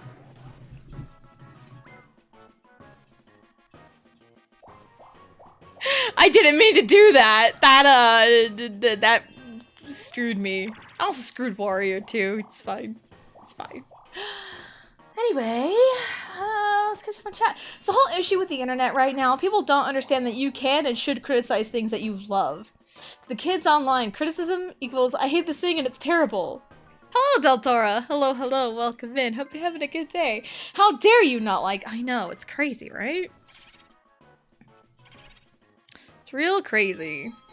Like, Super Junior, for example. A lot of people really like Lo Siento. It's just not my cup of tea. Not a fan of Lo Siento. There's other, like, B-sides that a lot of people love. I'm not a fan of them. Totally fine. Right? And Super Junior is my favorite group. There are songs from your faves that you probably don't like either. And it's totally okay. And it's totally okay. It's like, the thing with Stray Kids right now, right? I really feel Stray Kids are workaholics. Mopin', mopin', mopin'. No! Oh my god. Oh, we missed. It's fine.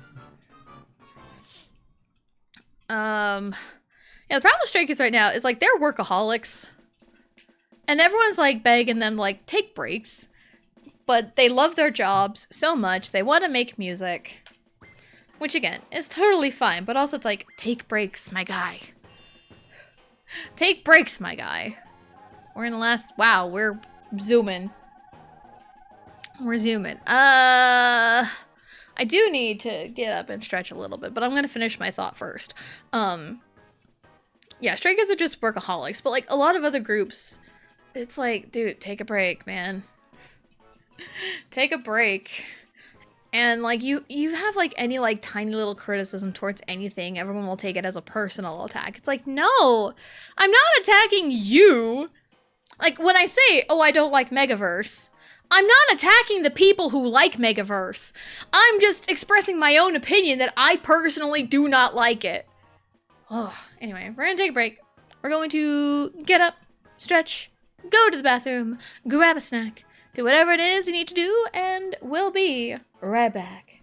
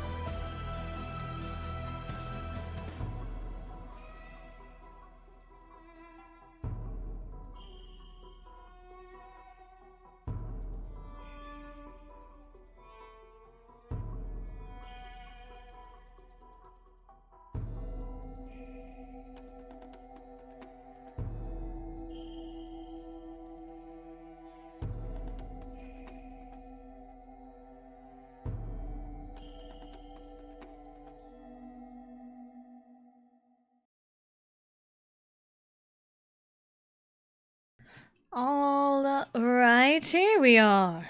Back. Rest news ads.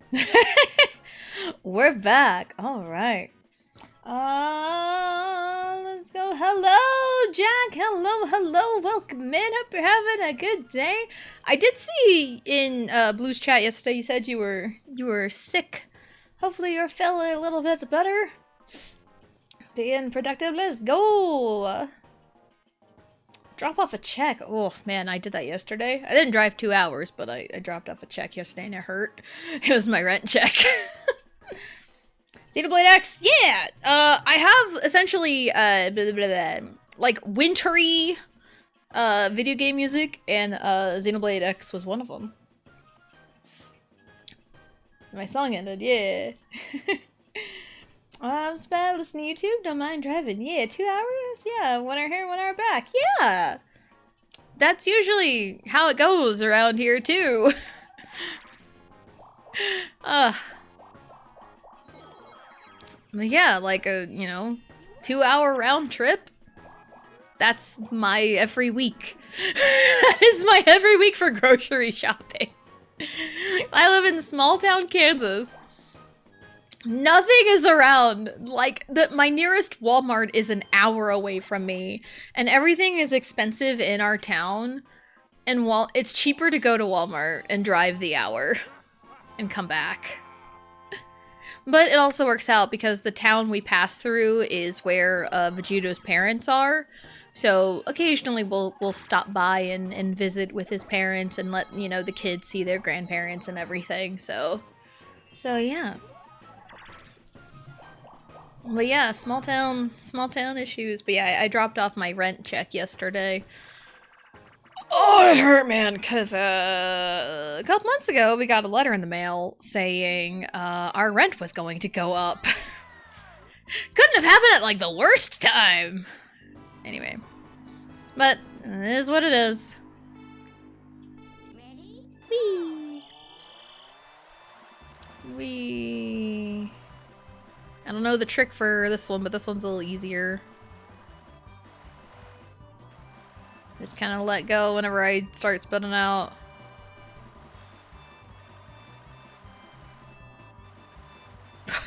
I was going for a while.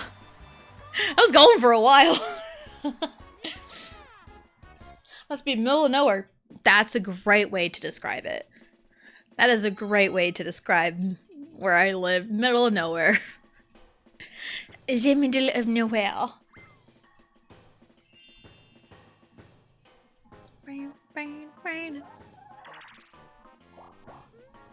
Alright. Or like damn, y'all gotta move here. Walmart is 7 minutes away. Gan's work is also like 7 minutes away. My husband's work is 2 hours away from me. But hey, it is what it is. Blue far away, yeah. 50 minutes from home, but my map is less than 5 now. Nice. Telling you, I need someone to buy the house that's for sale next door. Next door? That's crazy. They're having trouble selling it. It keeps going down. It's like 218k. I feel like 218k is a little rich for my blood. Granted, I don't even know what we could afford. Because, like, we've been, like, thinking about, like, buying a house. But, like, we don't even know, like, the first steps to anything. So I am so lost. And it's so intimidating to make, like, a big, like, life choice like that.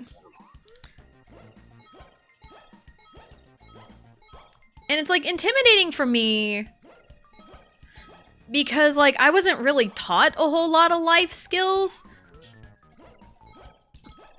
Because, like, I was the baby. Oh, wow! What the hell? Why did I overshoot? How did I overshoot that? Oh, well, it's fine. But, like, I wasn't really taught a whole lot of, like, life skills because I was, like, the baby of my family. And, my siblings are, like, so much older than me. Well, my brothers are 12 and 9 years older than me. My sister is 3 years older than me, but she's also autistic. So, I've got a little bit left behind in a way, and my parents essentially gave up on, like, teaching me real life things. as I got older because they were worried about, you know, the older kids and their grown up issues, and I just got left behind. I mean, it was, just to kind of put it in perspective, well, my dad got real sick in like February of my senior year of high school, and it got real bad that my stubborn father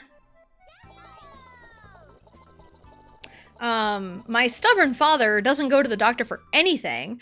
Like, he got a broken hand, like in either 2012 or like 2011, somewhere around there. He got a broken hand and never went in for it. So that's how stubborn my dad was. So for him to be like, yeah, let's go to the doctor about getting real sick. Yeah, it was real bad. And they had to go to the hospital in a town really, really, really far away from me. And I was a senior in high school. But they left me alone enough. They're like, yeah, she can take care of herself. She's self-sufficient enough.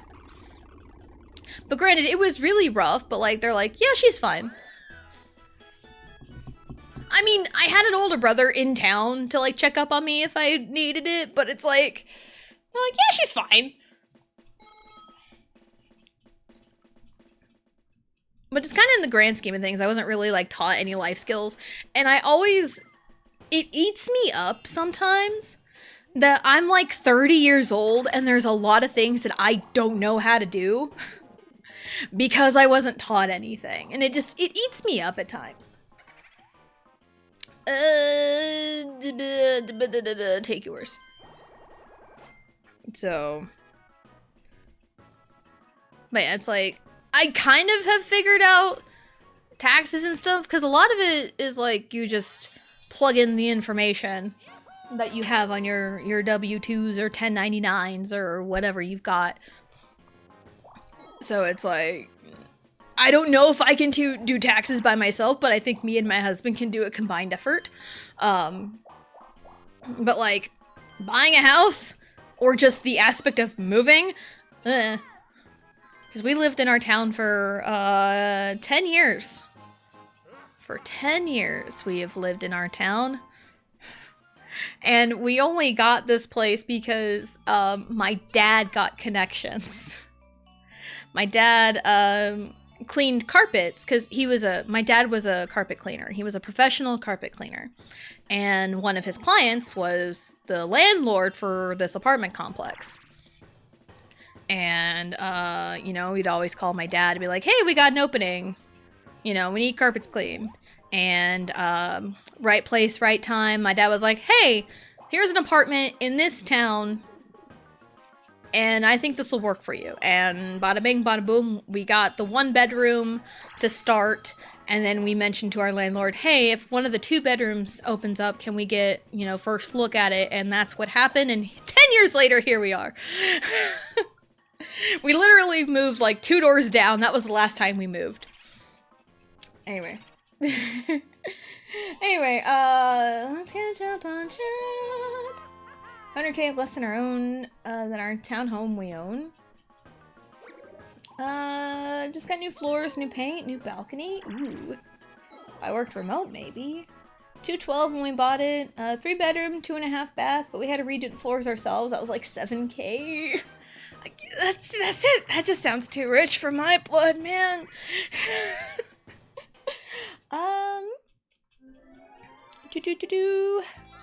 But like just the prospect of like owning a home and having like your own home just sounds so appealing. We need more space.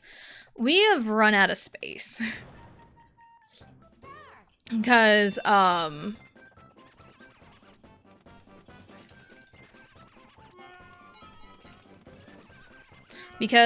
in a 2-bedroom apartment, and there's a 6-year age gap between both my girls, but they're different stages developmentally, and they're kind of at the point where they need their own rooms, or like just kind of their own spaces. Because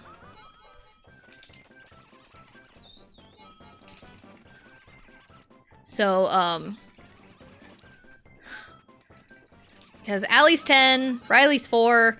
Riley keeps bugging Allie at like 5 a.m. And Allie's to the point developmentally where she definitely needs her own space. Leave me alone. No, Mario. He stole nothing from me. It's fine. So we need, and we keep getting a lot of new things that are way too big for the space that we have, or the lack of space that we have. So, let's see.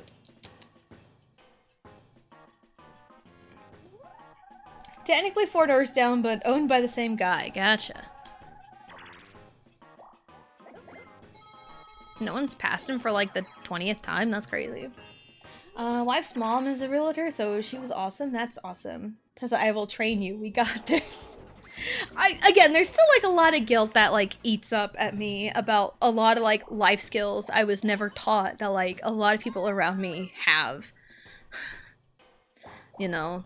And I always felt bad about it because it's like, oh, hey, your baby sister, you don't know anything. And it's like, I don't know anything because none of you guys taught me anything. Parents were the opposite. I grew up with Dave Ramsey's mantras burned into my brain. I think my brother has recommended Dave Ramsey stuff.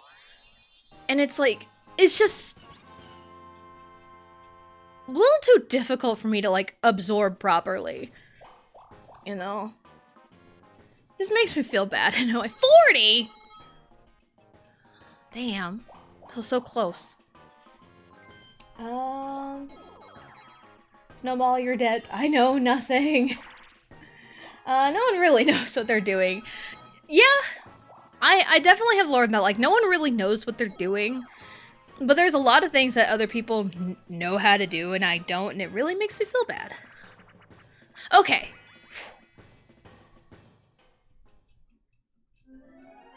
Before I get really worked up, I'm so sorry. Okay. Okay, let me distract myself for a second. Before I start crying like the crybaby I am. Don't worry, talking about life issues while playing Mario Party? Yeah, that's my MO. Ultimately, being an adult understanding financial literacy is just don't buy things you don't need if you don't have enough money and savings to cover at least 3 months of rent. A chronic penny pincher, which I'm pretty sure is the only way we could afford a house on one salary. 5 a.m. Yeah, my kids are early birds. My kids are early birds. There's been several occasions at like 4 in the morning where Riley has woken Allie up. Where are we going? Down there.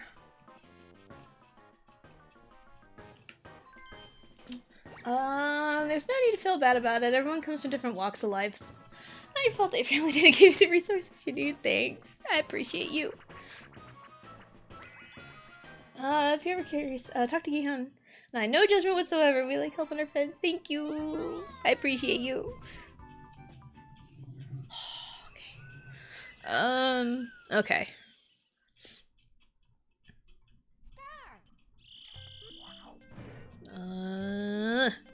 Excuse me. Thank you.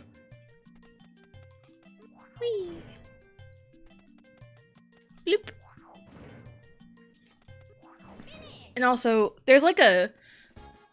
And like, I know everyone comes from like all walks of life. Even like, between me and my husband, like, we come from like similar backgrounds and upbringings, but there are lots of times where we can definitely tell we came from completely different worlds in a way.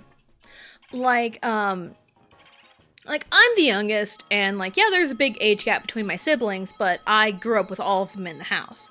Vegito has older siblings, but they are much older than he is, and he essentially kind of grew up an only child because, like, I don't remember the age difference between him and his siblings on his dad's side of the family, but his siblings on his mom's side of the family are 18 and 16 years older than he is. Like, he was born and his brother turned 18 a few days later. And, and his sister was 16, and she babysat a lot, but like he essentially kind of grew up an only child, so he had like a lot of attention on him. You know, it was just kind of him and his parents at times. So he didn't really have to like worry about like, oh, the division of like, oh, I gotta take care of this other kid. Because I have had moments where like I feel like my parents got ripped from me because they were worried about another sibling. So like, you know, there's like a lot of like differences there. So there's times where like we're very similar, but there's times where we're like worlds apart, and it drives me insane sometimes.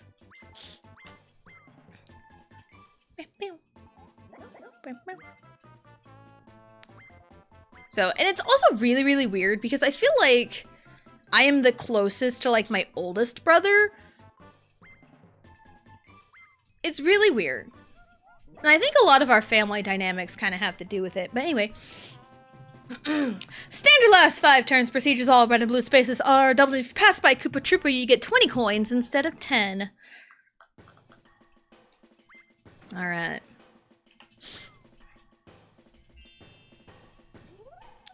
Anyway. Rolling twos, baby! I haven't opened my bottle of green tea yet. I need to do that. I need to take a drink and slow down.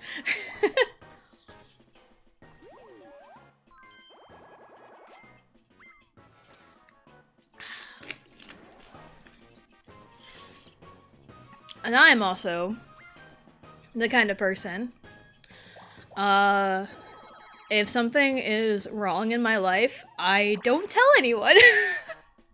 Or if I need help, I don't ask for it because I don't want to bother other people. So, I know there's a lot of other people that are like that too.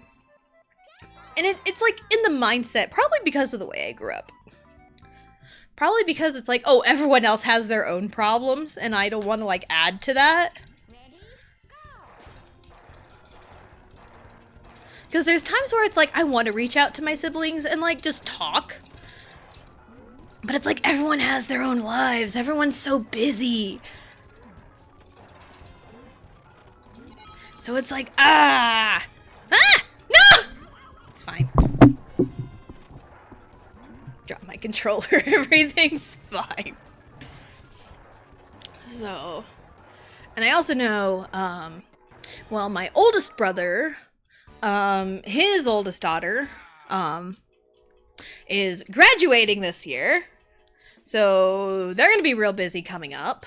And my other brother, makes being a divorced dad his entire personality. So that's fun to deal with in the group chat. And then my sister kind of hides herself in her hole. She pops in. She doesn't like pop into stream, but she watches stream. I'm gonna say no. Or maybe I should actually actively look. I should. That was the one time. The one time I should have. It's fine.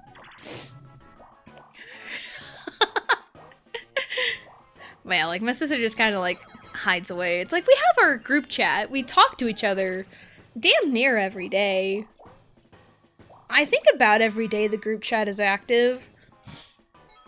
But it's like, there's times where it's like, I'm not interested in the conversation. And I just kind of hide away. I usually don't say something unless I feel the need to. That's how I am in group chat situations. My controller is falling off of my leg. Doesn't ever bother. No. She punched us again. I'm sorry. The controller fell out of my hand and landed on my mic stand. I'm sorry. Hello, Mythic Marley. Hello, hello. Welcome in. Hope you're having a good day. Hello. Slug harder, me. Clap, clap, clap, clap. I believe in Joe Hendry. Clap, clap. Say his name and he appears. I believe in Joe Hendry. I was telling Vegito, I think it was Sunday. Oh man, it's always a sad moment when you take down your Christmas tree after the holidays are over. It was a sad time because our Christmas tree, I spun out at the end. Our Christmas tree kind of also acted as like a little nightlight, even though we have a nightlight right next to the spot where it goes. Just the different colored lights that kind of illuminated our living room more so. And then when it got taken down, that corner is so dark. That corner of the room is so dark and dreary, and I hate it. But there was one year where we didn't take our Christmas tree down until like middle of February. And we didn't want that to happen again. Anyway, as we were taking the Christmas tree down, taking off the ornaments, I turned to Vegito and I said, "We need a Joe Hendry ornament." I just kind of got a look. Need to make one. Like a bright white ornament with this picture, with the picture of his face right there. We need a Joe Hendry ornament. It would be like the greatest thing in the world. I think I could like make one. A blue ornament. It's really funny. Love this game. Yeah, I grew up with Mario Party 1. I grew up with it. It was like one of the first video games I ever played in my life. So Mario Party 1 means a lot to me. It's why I can just like talk about whatever and just kind of coast. But there was when I was like senior in high school, first year college, so I was like 17, 18, I was into like painting on like just plain Jane ornaments and like making something of it and just giving it to like random people, whoever I saw, like, "Oh, hey, you're cool. Here's an ornament. Here's a gift from me." There was one year I made a gift for my parents and I found a perfect colored ornament that matched the color of the community college I went to. And I was on dance and cheer. They were kind of combined into one, dance and cheer, first year college. And I painted the logo of our college on the ornament. And then one basketball game, I took it around to all the cheerleaders and all the dance team members and had them sign this ornament. And I gave it to my parents as a Christmas gift. And they hung it up on their tree, and then I came back into possession of it when they died, I think. Either when they died or I moved out on my own. I don't remember, but no, I think it was when they died, probably. So yeah, I handed it to Vegito because like we met at the same community college and our hometowns are fairly close to each other. So community college, there were some people at his high school that he knew that were on cheer and dance, and there's one of them that was like a real bitch. A real bitch, and he didn't like, and he saw her name and he's like, "Ugh, why does this have her?" It's like, "Ugh, her name." And I'm like, "Sorry." It was just humorous to me. Excuse me. Just Tiny Blue. Yes. There's our question of the day that I just like completely ignored the first time it popped up. Any New Year's goals? I don't know yet. It's too early to decide. Have I told you about our ornaments? It's some standard red ball ones, a cute Mickey and Minnie that my parents bought when Gia and I got engaged and gave it to us when we got married. Two little Mr. and Mrs. ornaments for my family, cute little house from our realtor with our street name on it, and a T-Rex. I love it! Gian really wanted the T-Rex ornament. His face lit up when I said he could get it. He placed it front and center of our tree this year. Me Godzilla! Godzilla! Yes, Godzilla. We have like a hodgepodge of ornaments, but we also have like a 4-foot tree. Because that's all we have room for. 1, 2, 3, 1, 2, 3. It's always Yoshi! Yoshi is always at the scene of the crime. Green team! But yeah, we have like a hodgepodge of ornaments. And now that the kids are in school, they make ornaments at school, obviously. So we have a few that they have gifted us There's one from Allie's preschool, but it's like really freaking huge. And if we had like a bigger tree, it would definitely go on there. We got a couple from Riley this year. There's one ornament from when Allie was in 2nd grade. They measured everyone's height by a ribbon, and they, made that ribbon. They cut the ribbon so it's like exactly how tall they were at that moment in 2nd grade, and they like stuff it into like this little plastic ball ornament. And there's like a little note. It's like, this is how big I was this year.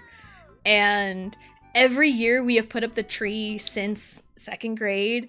We have checked to see how much Allie has grown since 2nd grade. And the difference just gets bigger and bigger, and it makes me cry because Allie was the baby. She was so small. So yeah, and Vegito has a lot of ornaments from his childhood. I've got a lot of my childhood ornaments. I still have my baby's first Christmas ornament from 1995. It is like the cutest little thing. It's like a tiny little teddy bear that says baby's first Christmas 95 with a little stocking. It's so cute.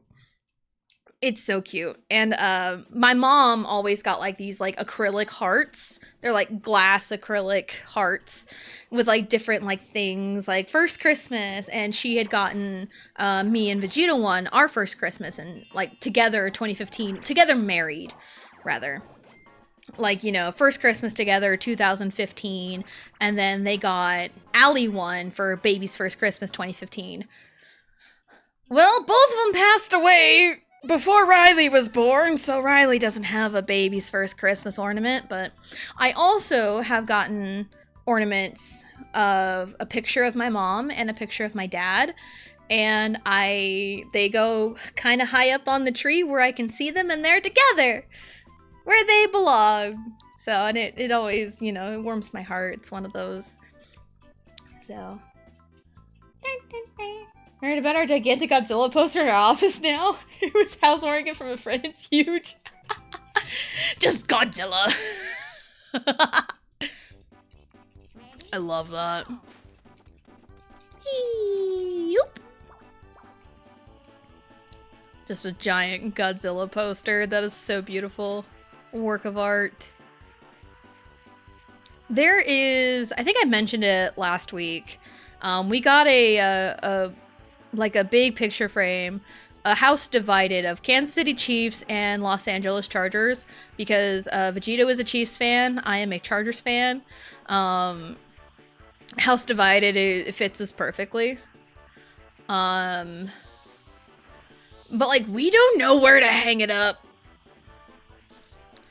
Because we got space on the wall above where Vegito sits on the couch, but his concern is he doesn't want it falling and hitting him on the head, which is a valid concern. It's a big frame. If it was smaller, maybe. And then there's a spot kind of on the corner where we have our funny enough, our Green Bay Packer lamp. We just got all the football teams here. There's a spot there, but like, we're not sure about that particular spot.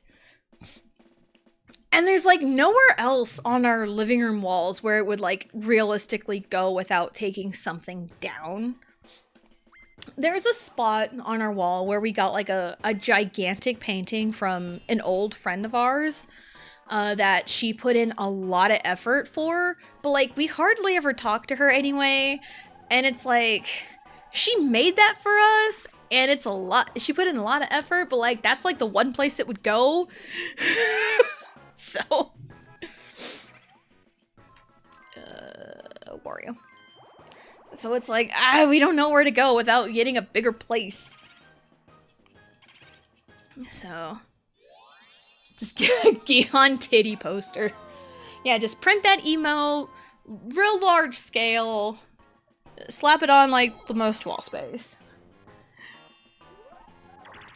Attach the poster on the wall.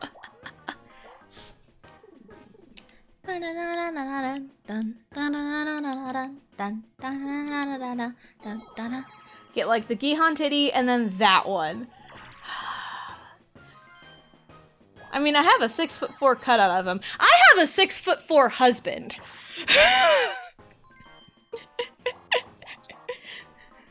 So we both have things that are 6'4".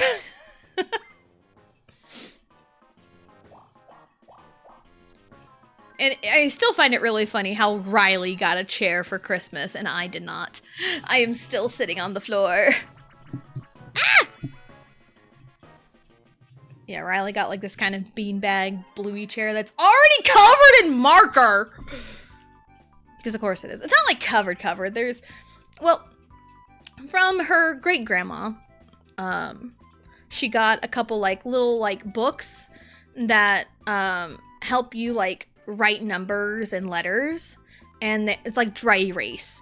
And I'm like, yeah, you can use it, but just don't go near your chair with it because you made one mark on it like a couple days ago. And then yesterday, even though I told her not to, there's like 1, 2, 3, 4, 5, 6, 7. Why did I have to stop on that number? 8, 9 marks on her chair of the black dry erase marker. But yeah, she's got like a bluey chair. And that she got from Grandma. Thanks, Grandma. Whee! Oh, not this again. Is it over here? I would laugh. It's the same. Oh, no. This way. Aha! It's mine. It is mine. I feel like a titty poster isn't that outlandish. What kind of titty poster? If it's, you know, the Gihan titty poster, I feel like it might be slightly outlandish. When we were looking at calendars the weekend before New Year's, and we were looking at calendars to get, because we have like 500 calendars in our household and we have to replace every single one of them at Christmas. And there wasn't really any like good options for calendars this year. Vegito has a dog shaming calendar. Our main calendar is like Backroads, which is really cool. That's definitely our speed. We tied! It has to be 142. The cap had to be 142. And then the calendar on our wall is Pusheen. Because that's like the only one where I was like, yeah, that's something different. Because we've had Pokemon, we've had Minecraft, we've had WWE, we had Mario, I think. Yeah, we've had Mario up there. Pusheen. It's really cute though. I like it. And we were looking at like the calendars available, and one of them was a Sports Illustrated swimsuit calendar because of course. Because of course it was.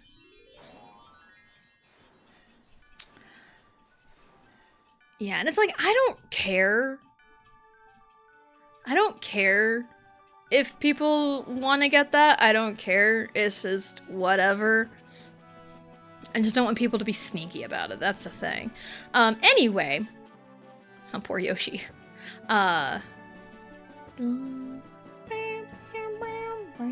What? Titty poster is not outlandish for you? Should I be setting up stream, by the way? I see your game is ending. If you want to, I can pad out the time for like half an hour.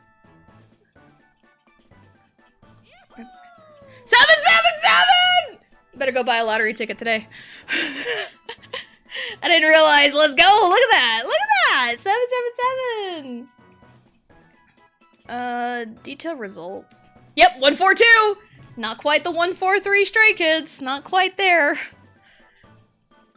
Funny how I knew the exact number too. It was funny. Mario only got 72 coins in minigames. Oh, both Mario and Yoshi. That's funny. I landed on 0 happening spaces. Yeah, Mario landed on a bunch. And a bunch of these. And chance times.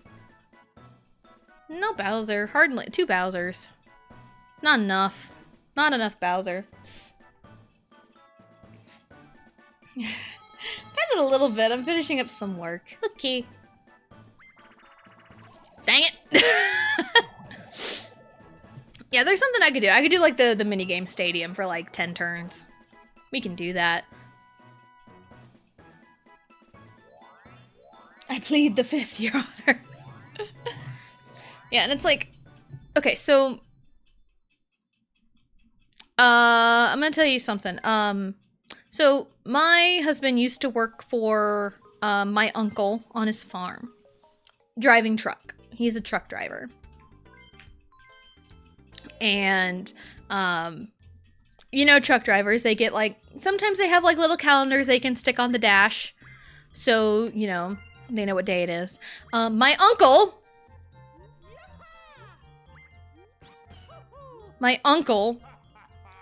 no handicap, all hard. 10 turns, yes. My uncle has gifted my husband, I think a couple years in a row before he quit, he has gifted my husband a a small little titty calendar. It's exactly what you think it is. For the truck. And Vegito is like, I'm not displaying this. Like, I'll keep it to look at it because, of course, right? He's a man. But he never put it in his truck. Never did. So, yeah, I'm no stranger. Also, the same uncle has gifted, has gifted, some old, like, Playboy magazines. Some old Playboy magazines, you know? Back in the day, now everything's damn near online. So, I do remember finding my dad's Playboy magazines when we were clearing out the house after he died. That was a fun adventure. That was a fun adventure. Oh my god, I would crash out if my family did that to my husband. I know. Also, again, think of like the time frame. I think the first one he got, my husband got his CDL when he was 20 years old. Like a month before he turned 21. So, a 20-year-old man, or a near 21-year-old man, you know, a titty calendar, right? So, yeah. Yeah. Dun, dun, dun, dun, dun, dun, dun, dun. Black. So, that was a fun adventure. And, the first one wasn't the only one. There was, like, a few of them about every year as he worked with him. I think he worked for my uncle for, like, 3 years.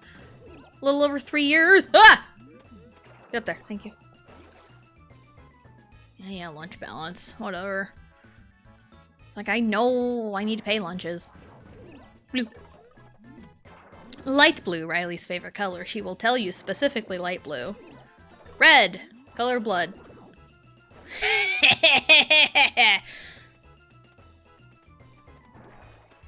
Green. Like green team. Red. Color of blood again. Ooh, God, I almost walked right off the edge. Yellow.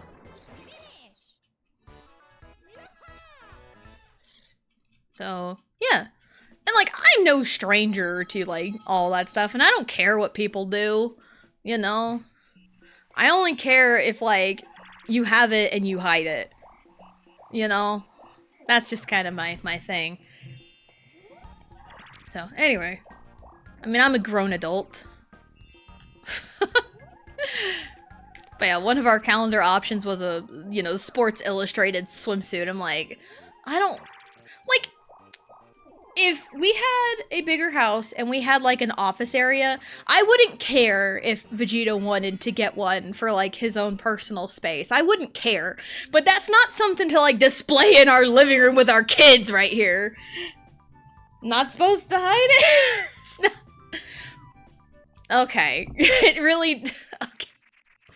I mean, yes and no. Like, I wouldn't care, but, like, if someone were to, like, engage in that and have stuff and not tell me, that'd be a problem, because, like, I don't care. Just let me know. It's like, alright, cool, whatever. But if I don't know about it, and you're spending so much money on it, then we have a problem.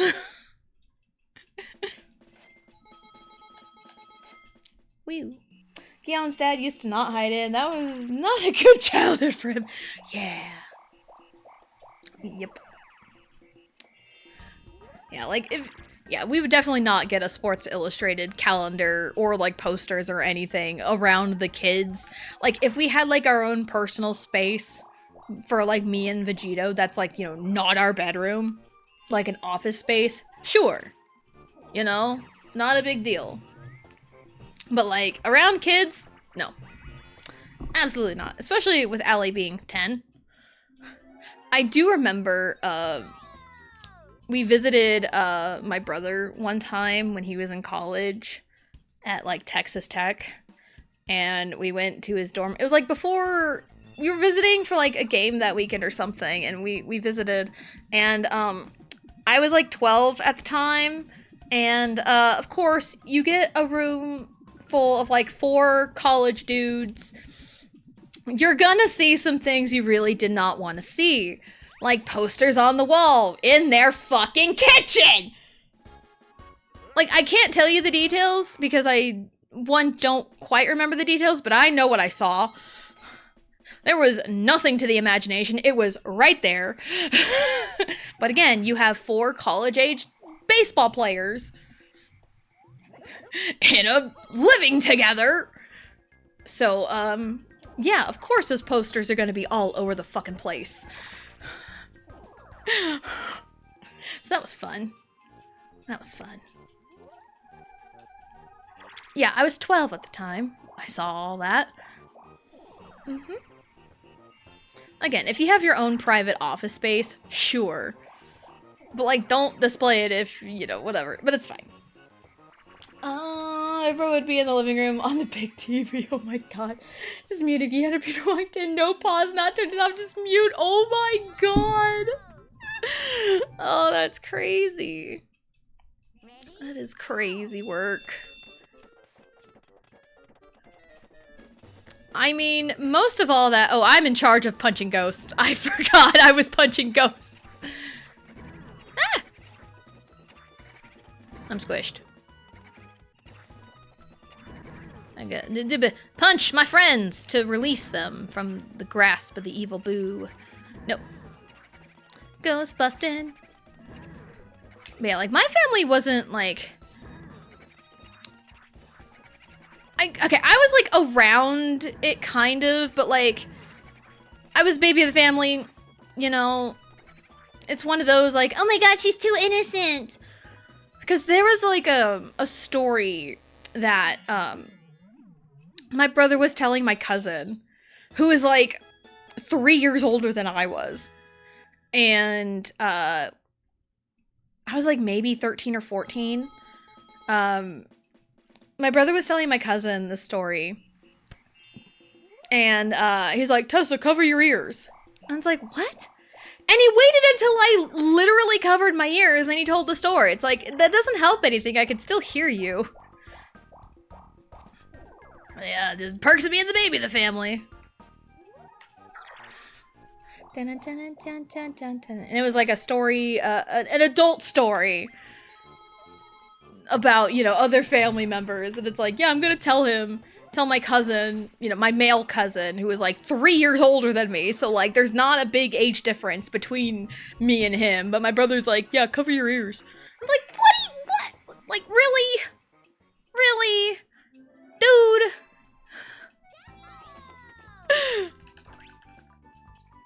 Blah. This way.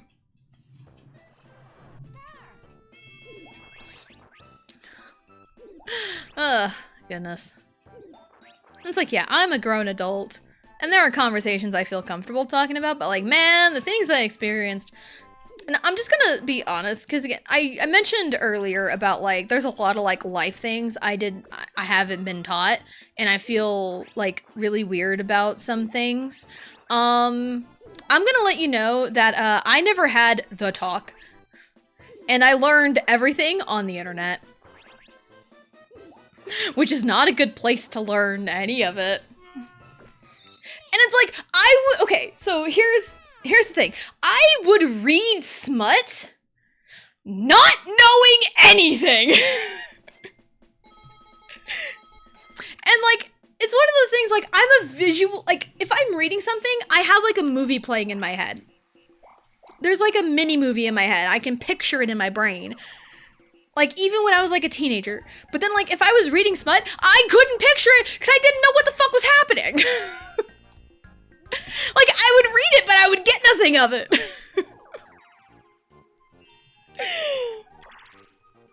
Because it doesn't know where babies come from. I'm like, I knew that much, right?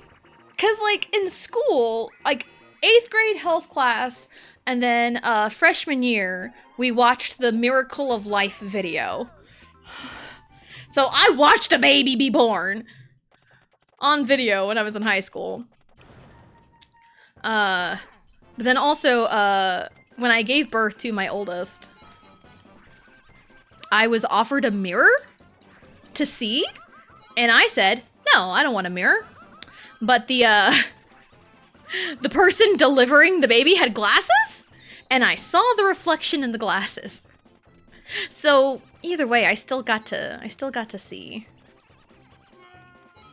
I'm just gonna run away.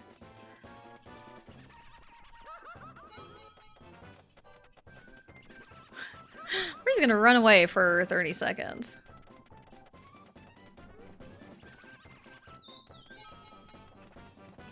We're just running around in circles. This is fine. This is totally fine. Get away from me! No.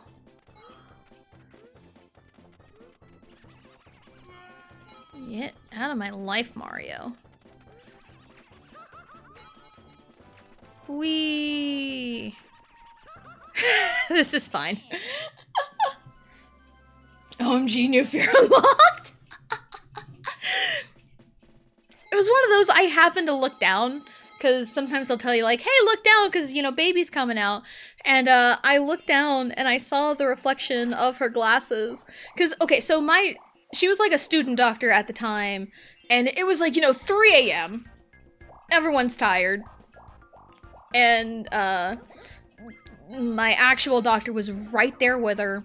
And you know, it's totally fine. And she had glasses on. And, like, they offered a mirror, you know, so I can see if I wanted the option. I told them no. And, but I still got to see it in the reflection of her glasses. But also what's really funny about my doctor being there for the birth, he was on vacation the week before. And right before he left to go on vacation, because, like, after a certain point of pregnancy, you have weekly doctor visits until baby is born. So, like, the week before he went on vacation, it's like, I'm gonna have you go with, you know, this doctor, who is, you know, my PA, and he told me, don't have the baby while I'm on vacation. I'm like, okay. We almost did, like, the Friday before, because I was kept in the hospital all Friday afternoon before Allie was born, because they said baby's heart rate was low. It's like, oh no, that's a problem. Let's monitor her and make sure she's okay. So that's what happened. But everything was fine. And then Sunday, well, the whole week, my doctor was gone on vacation, and he got back on Saturday. So I was kept over on Friday. He got back on Saturday, and then I was having pain Sunday night, and then went into Monday morning, and they got him for the delivery. They got him in. And it's like, well, I waited till you were back. So I didn't have that problem with Riley, but there were other issues with Riley afterward. But I have a really good doctor, so.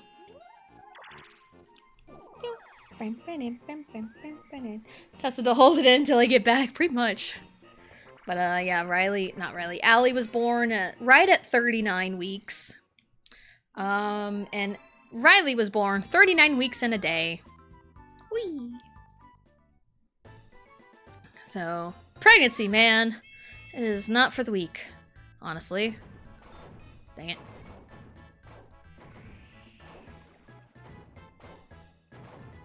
No.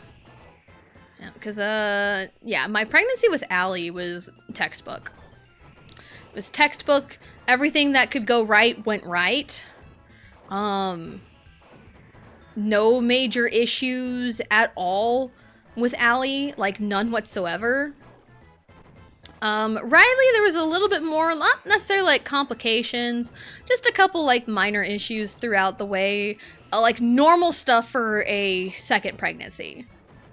For like a subsequent pregnancy, damn, they were relentless. And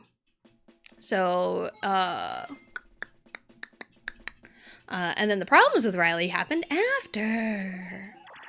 They happened after she was born. She almost killed me because I had preeclampsia. And then they gave me an antibiotic that my kidney was allergic to. I had an allergic reaction, which was fantastic.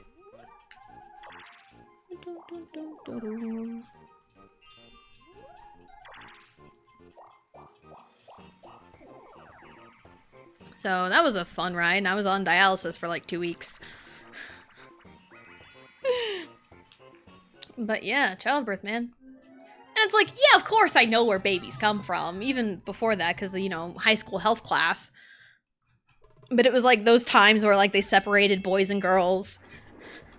Because I don't remember if the boys had to like watch the whole video or not. Or they cut it off right before the childbirth part. But I know the girls watched the whole childbirth part.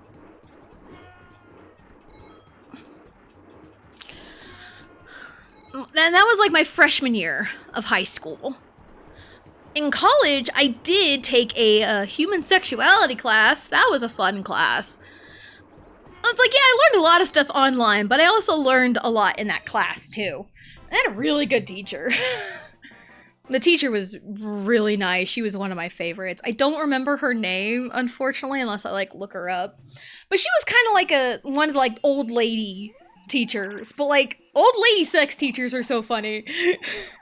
I loved her.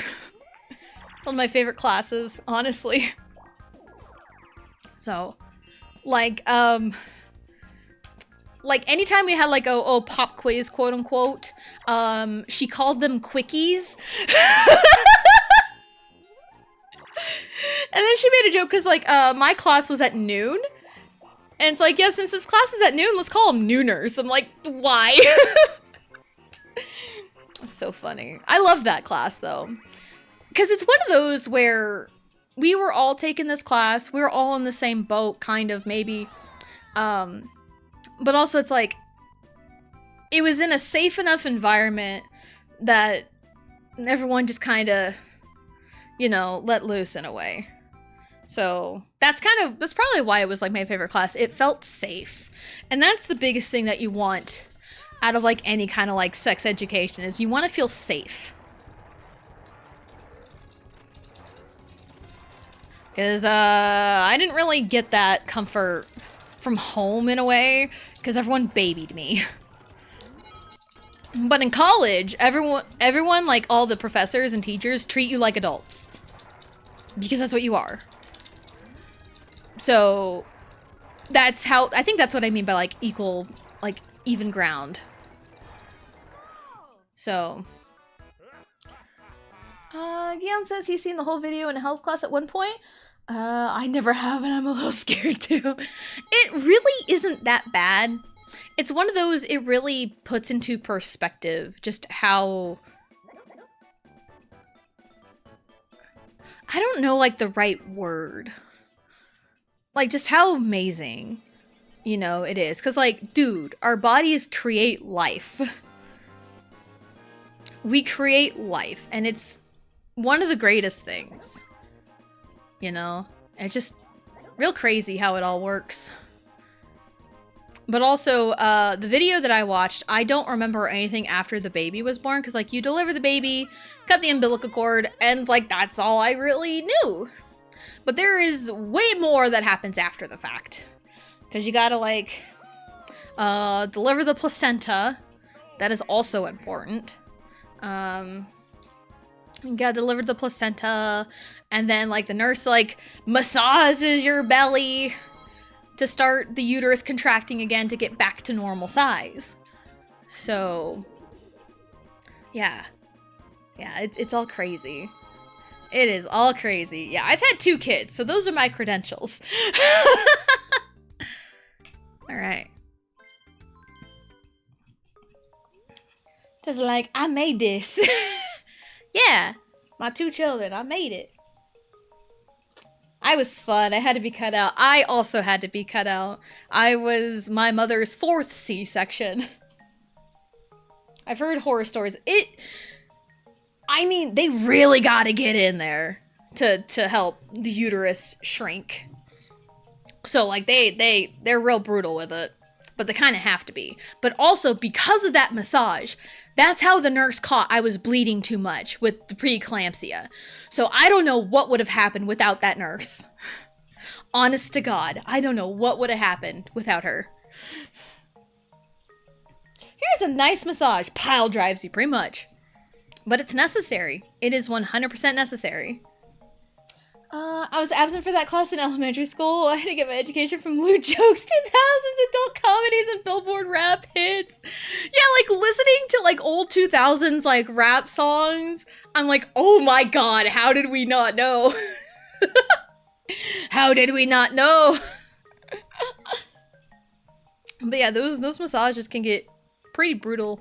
But again, they're meant to be to stimulate the uterus into contracting and shrinking. But yeah, my mom, when she had my oldest brother, she could not dilate past a 4. And they're like, yeah, we gotta go in for the C-section. So my oldest brother was an emergency C-section. With my other brother, my mom wanted to try to have him natural.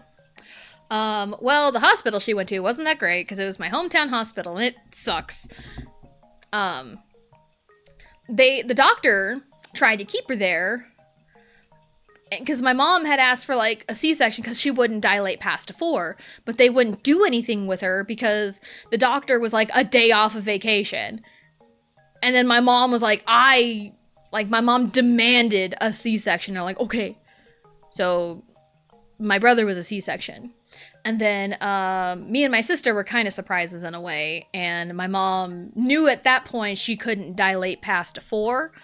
So she knew we were going to be C-sections. So she, scheduled my sister for a C-section. And I was scheduled for a C-section. And I believe mine was over the summer. And my parents coached Little League. And there was like an all-star tournament or something like that week. And so they're like, yeah, let's schedule the C-section. The doctor was available either Tuesday or Thursday. And they chose Tuesday the 18th because they had a ball game to coach on Thursday. So, yeah, I was born on the 18th because baseball priorities. I mean, I like to think I exist because of baseball pants. Because my parents met on a co-ed softball team, and my dad played shortstop, my mom played in the outfield right behind him, and, dad bent over to pick up a ground ball, and the rest is history. Funny enough, me and my husband have a similar origin story, because I said we met in the same community college, and I was on dance team, and he was in the pep band. And during basketball season, the dance team was right in front of the pep band. He played clarinet. Clarinets and flutes are usually in the front row. And the dancers were right in front of the pep band. So, one booty shake later, here we are. So, yeah. That's pretty much how it goes. Yep, I like to think I exist because baseball pants. So, it's in the genetics. My dad pulled my mom because of his butt, and I pulled my husband because of my butt. Granted, my mom has told me, things you hear from your parents, my mom has told me that I have my dad's butt because my mom had a non-existing butt. So I have my dad's ass. That's a weird thought to think about, but hey. Such is life. Genetics, am I right? Yeah, that's pretty much how it went. The booty. The booty. Because I remember when me and Vegito like actually first started talking to each other. The fuck, give it back to him. He's dead. I can't.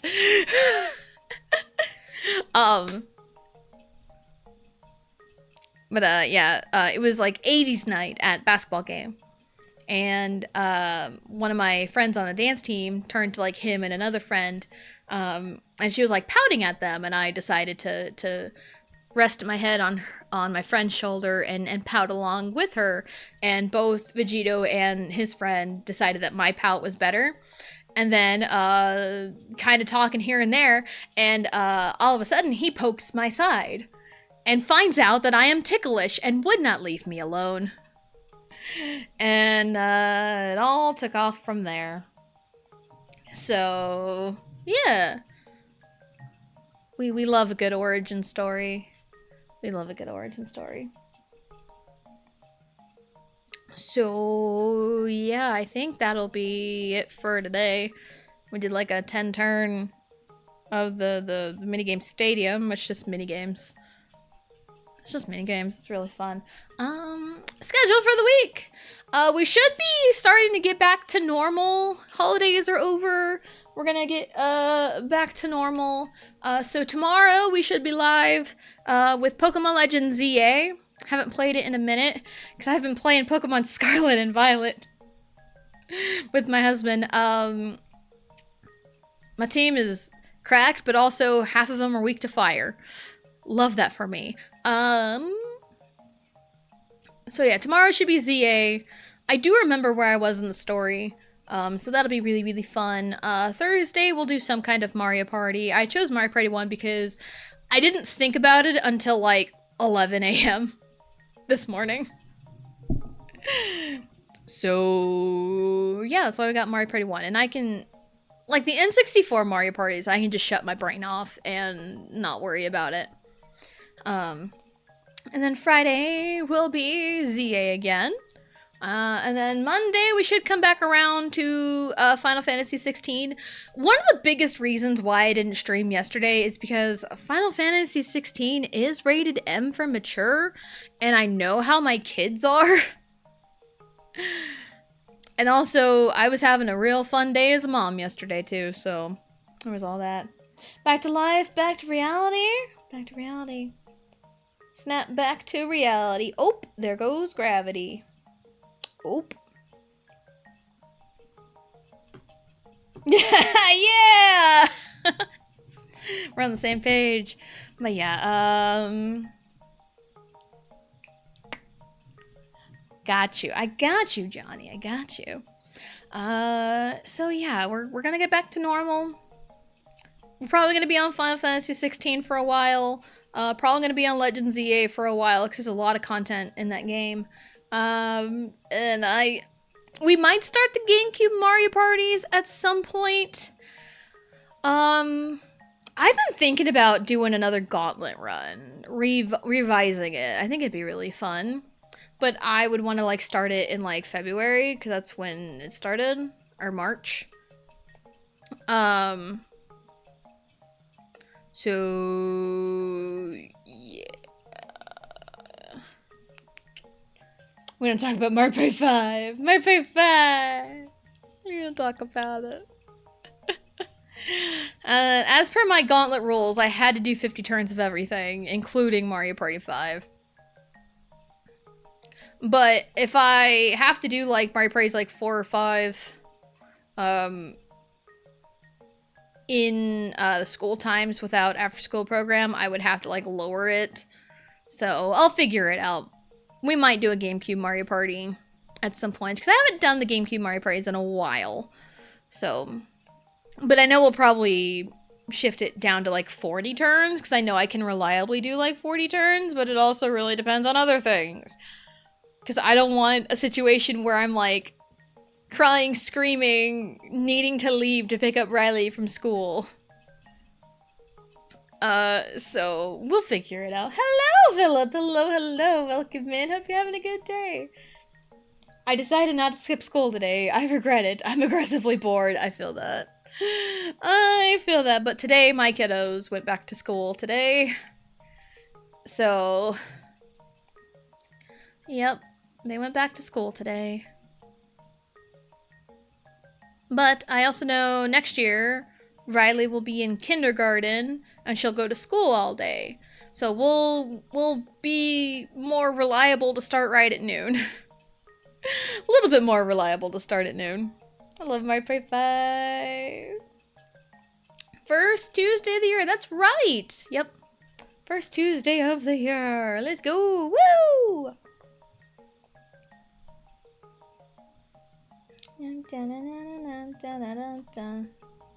My friend got an extra day off as school was closed. The school he teaches had no heat. Oh, that's brutal. I think, was it in November? I think it was in November where, Riley had a day of no school because, I think they had like a pipe burst, a water pipe burst. And they had to fix it at her elementary school. So there has been a handful of days where that particular elementary school has had no school because they've had plumbing issues.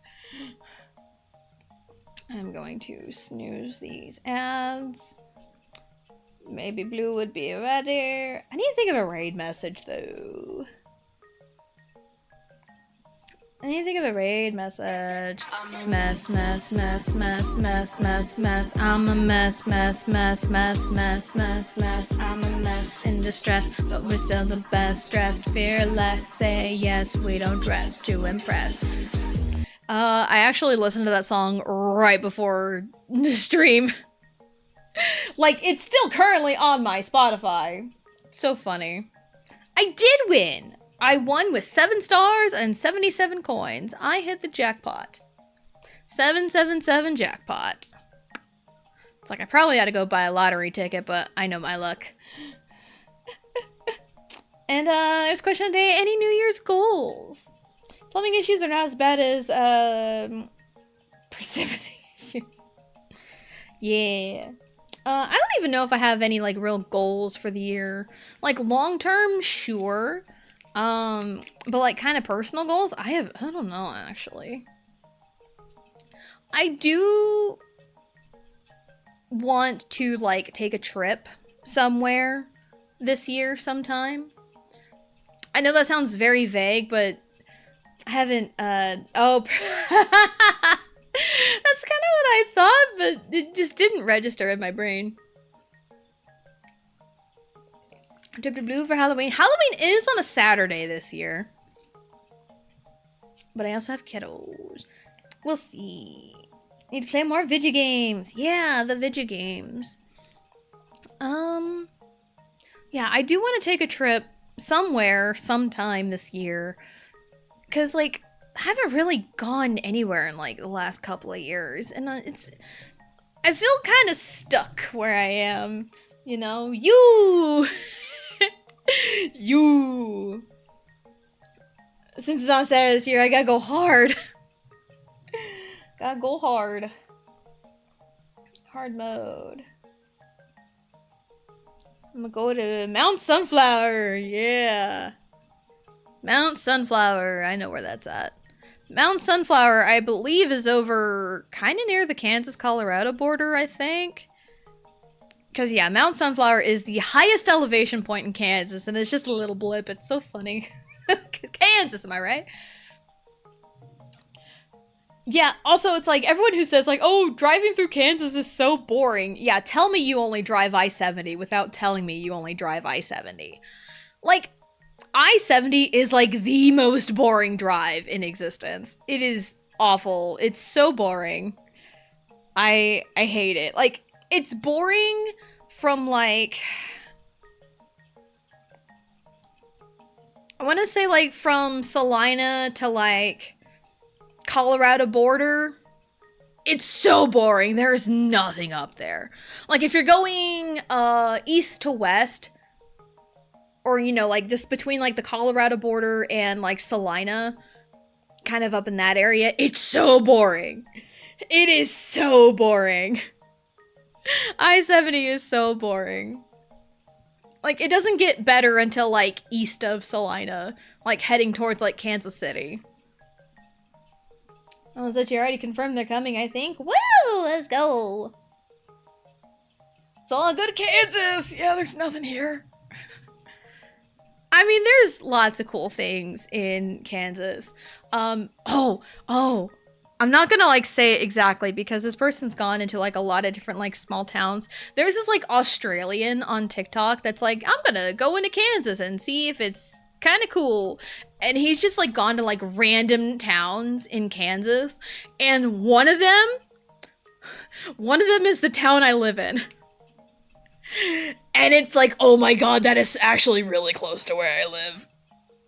It's like, you know when your For You page gets a little too local? Yeah. Yeah, I've had a couple of those. Like, some from my town specifically have gotten a little too local. Stray Kids concert in Dodge. Oh my god, I would love that, but it would never happen. I feel like if any K-pop were to come into, like, Kansas proper, it would either be the Kansas side of Kansas City or Wichita. I'm just bumping everything. Wichita would be, like, the most likely place for things to come in Kansas. I mean, we've had Raws and SmackDowns in Wichita. So... But yeah, Wichita is, like, I think by population, the biggest city in Kansas. One of the biggest cities. I know the KC Metro up there, Kansas City, Olathe, Lenexa. The hell's up there? I don't remember. When you get up in, like, that area, it's all blended together, but yeah. I'm only naming, like, the big cities that people would know because, again, I'm from small town. I'm from small town. If you throw a dart at a map of Kansas, you'll find a small town. It could be me. It could not be me. Who knows? I visited Blue once before and I left before I left was already getting TikToks from Redacted. Oh, I love that. That's so funny. That is so funny. I get, like, TikToks from, like, local businesses from, like, every freaking which way. Kansas City, Wichita, Topeka, Dodge. Pretty much. That's pretty much all you need to know. And I guess Hays, Kansas. Hays is also kind of a big town. Hays is kind of right there off the interstate. So, yeah, gotta throw, like, Hays in there. That way, I think, visualizing it in my brain, I think that's kind of like all corners of Kansas, honestly. Because if I'm thinking about it, Kansas City is up in the northeast. Hays is kind of in northwest-ish. I think it's, like, more central, though, but it's kind of up in that area. Wichita is, like, more south-central, kind of towards the east. And then Dodge is, like, southwest. So, just picturing it in my brain. So, yeah, that's kind of like the corners of Kansas. Hello, Sylvia! I was looking right at chat, and then I see Tessa pop up on the screen. Hello, welcome in. Hope you're having a good day. Blue, are you live yet? I need to leave to pick up Riley from school, because school is back in session now. Nice!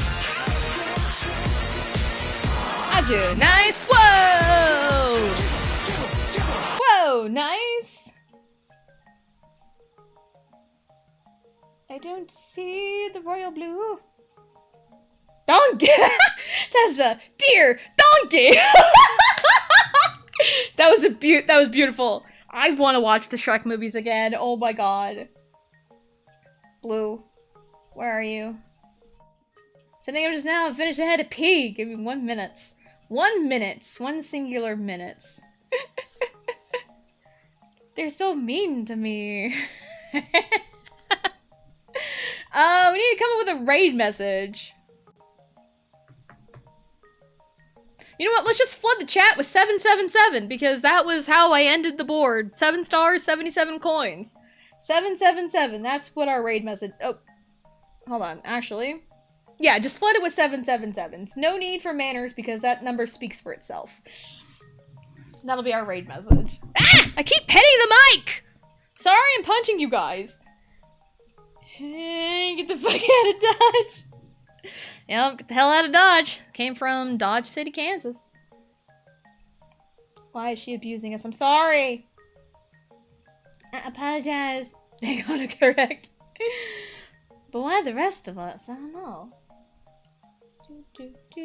I'm refreshing my Twitch page every 2 seconds. I think the weather is actually nice enough today that I can just run out because I'm wearing a tank top today. I'll probably just like throw on my jacket and leave.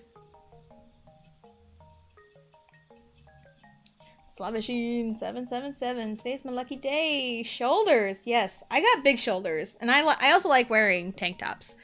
Because I do have big shoulders. The schools disapprove. I mean, it's fine. Like, okay, so like growing up, the school dress code, tank tops, it was like 3-finger width. If I unravel it, maybe. Will it be school appropriate? It would be, but I have it like kind of rolled up into like my bra strap. So it's usually how shoulders are way too distracting. I know, my big old shoulders that have so many freckles on them, it's crazy. Cause man, my arms are like coated in freckles. I have freckles all over. Blue is live! So let's go Red Blue. Before the last ad goes off in like a minute or so.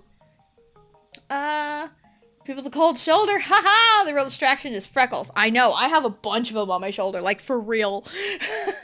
Alright, so we're gonna go raid blue. Raid message of 777. I'm going to snooze these final ads just in case I don't go off. Midwestern goodbye. I guess he's pretty, yeah. Mondays are Final Fantasy 16, Tuesdays and Thursdays are some kind of Mario Party, and Wednesdays and Fridays are Pokemon Legends ZA. So thank you everyone for coming out and hanging out, and we will see you next time.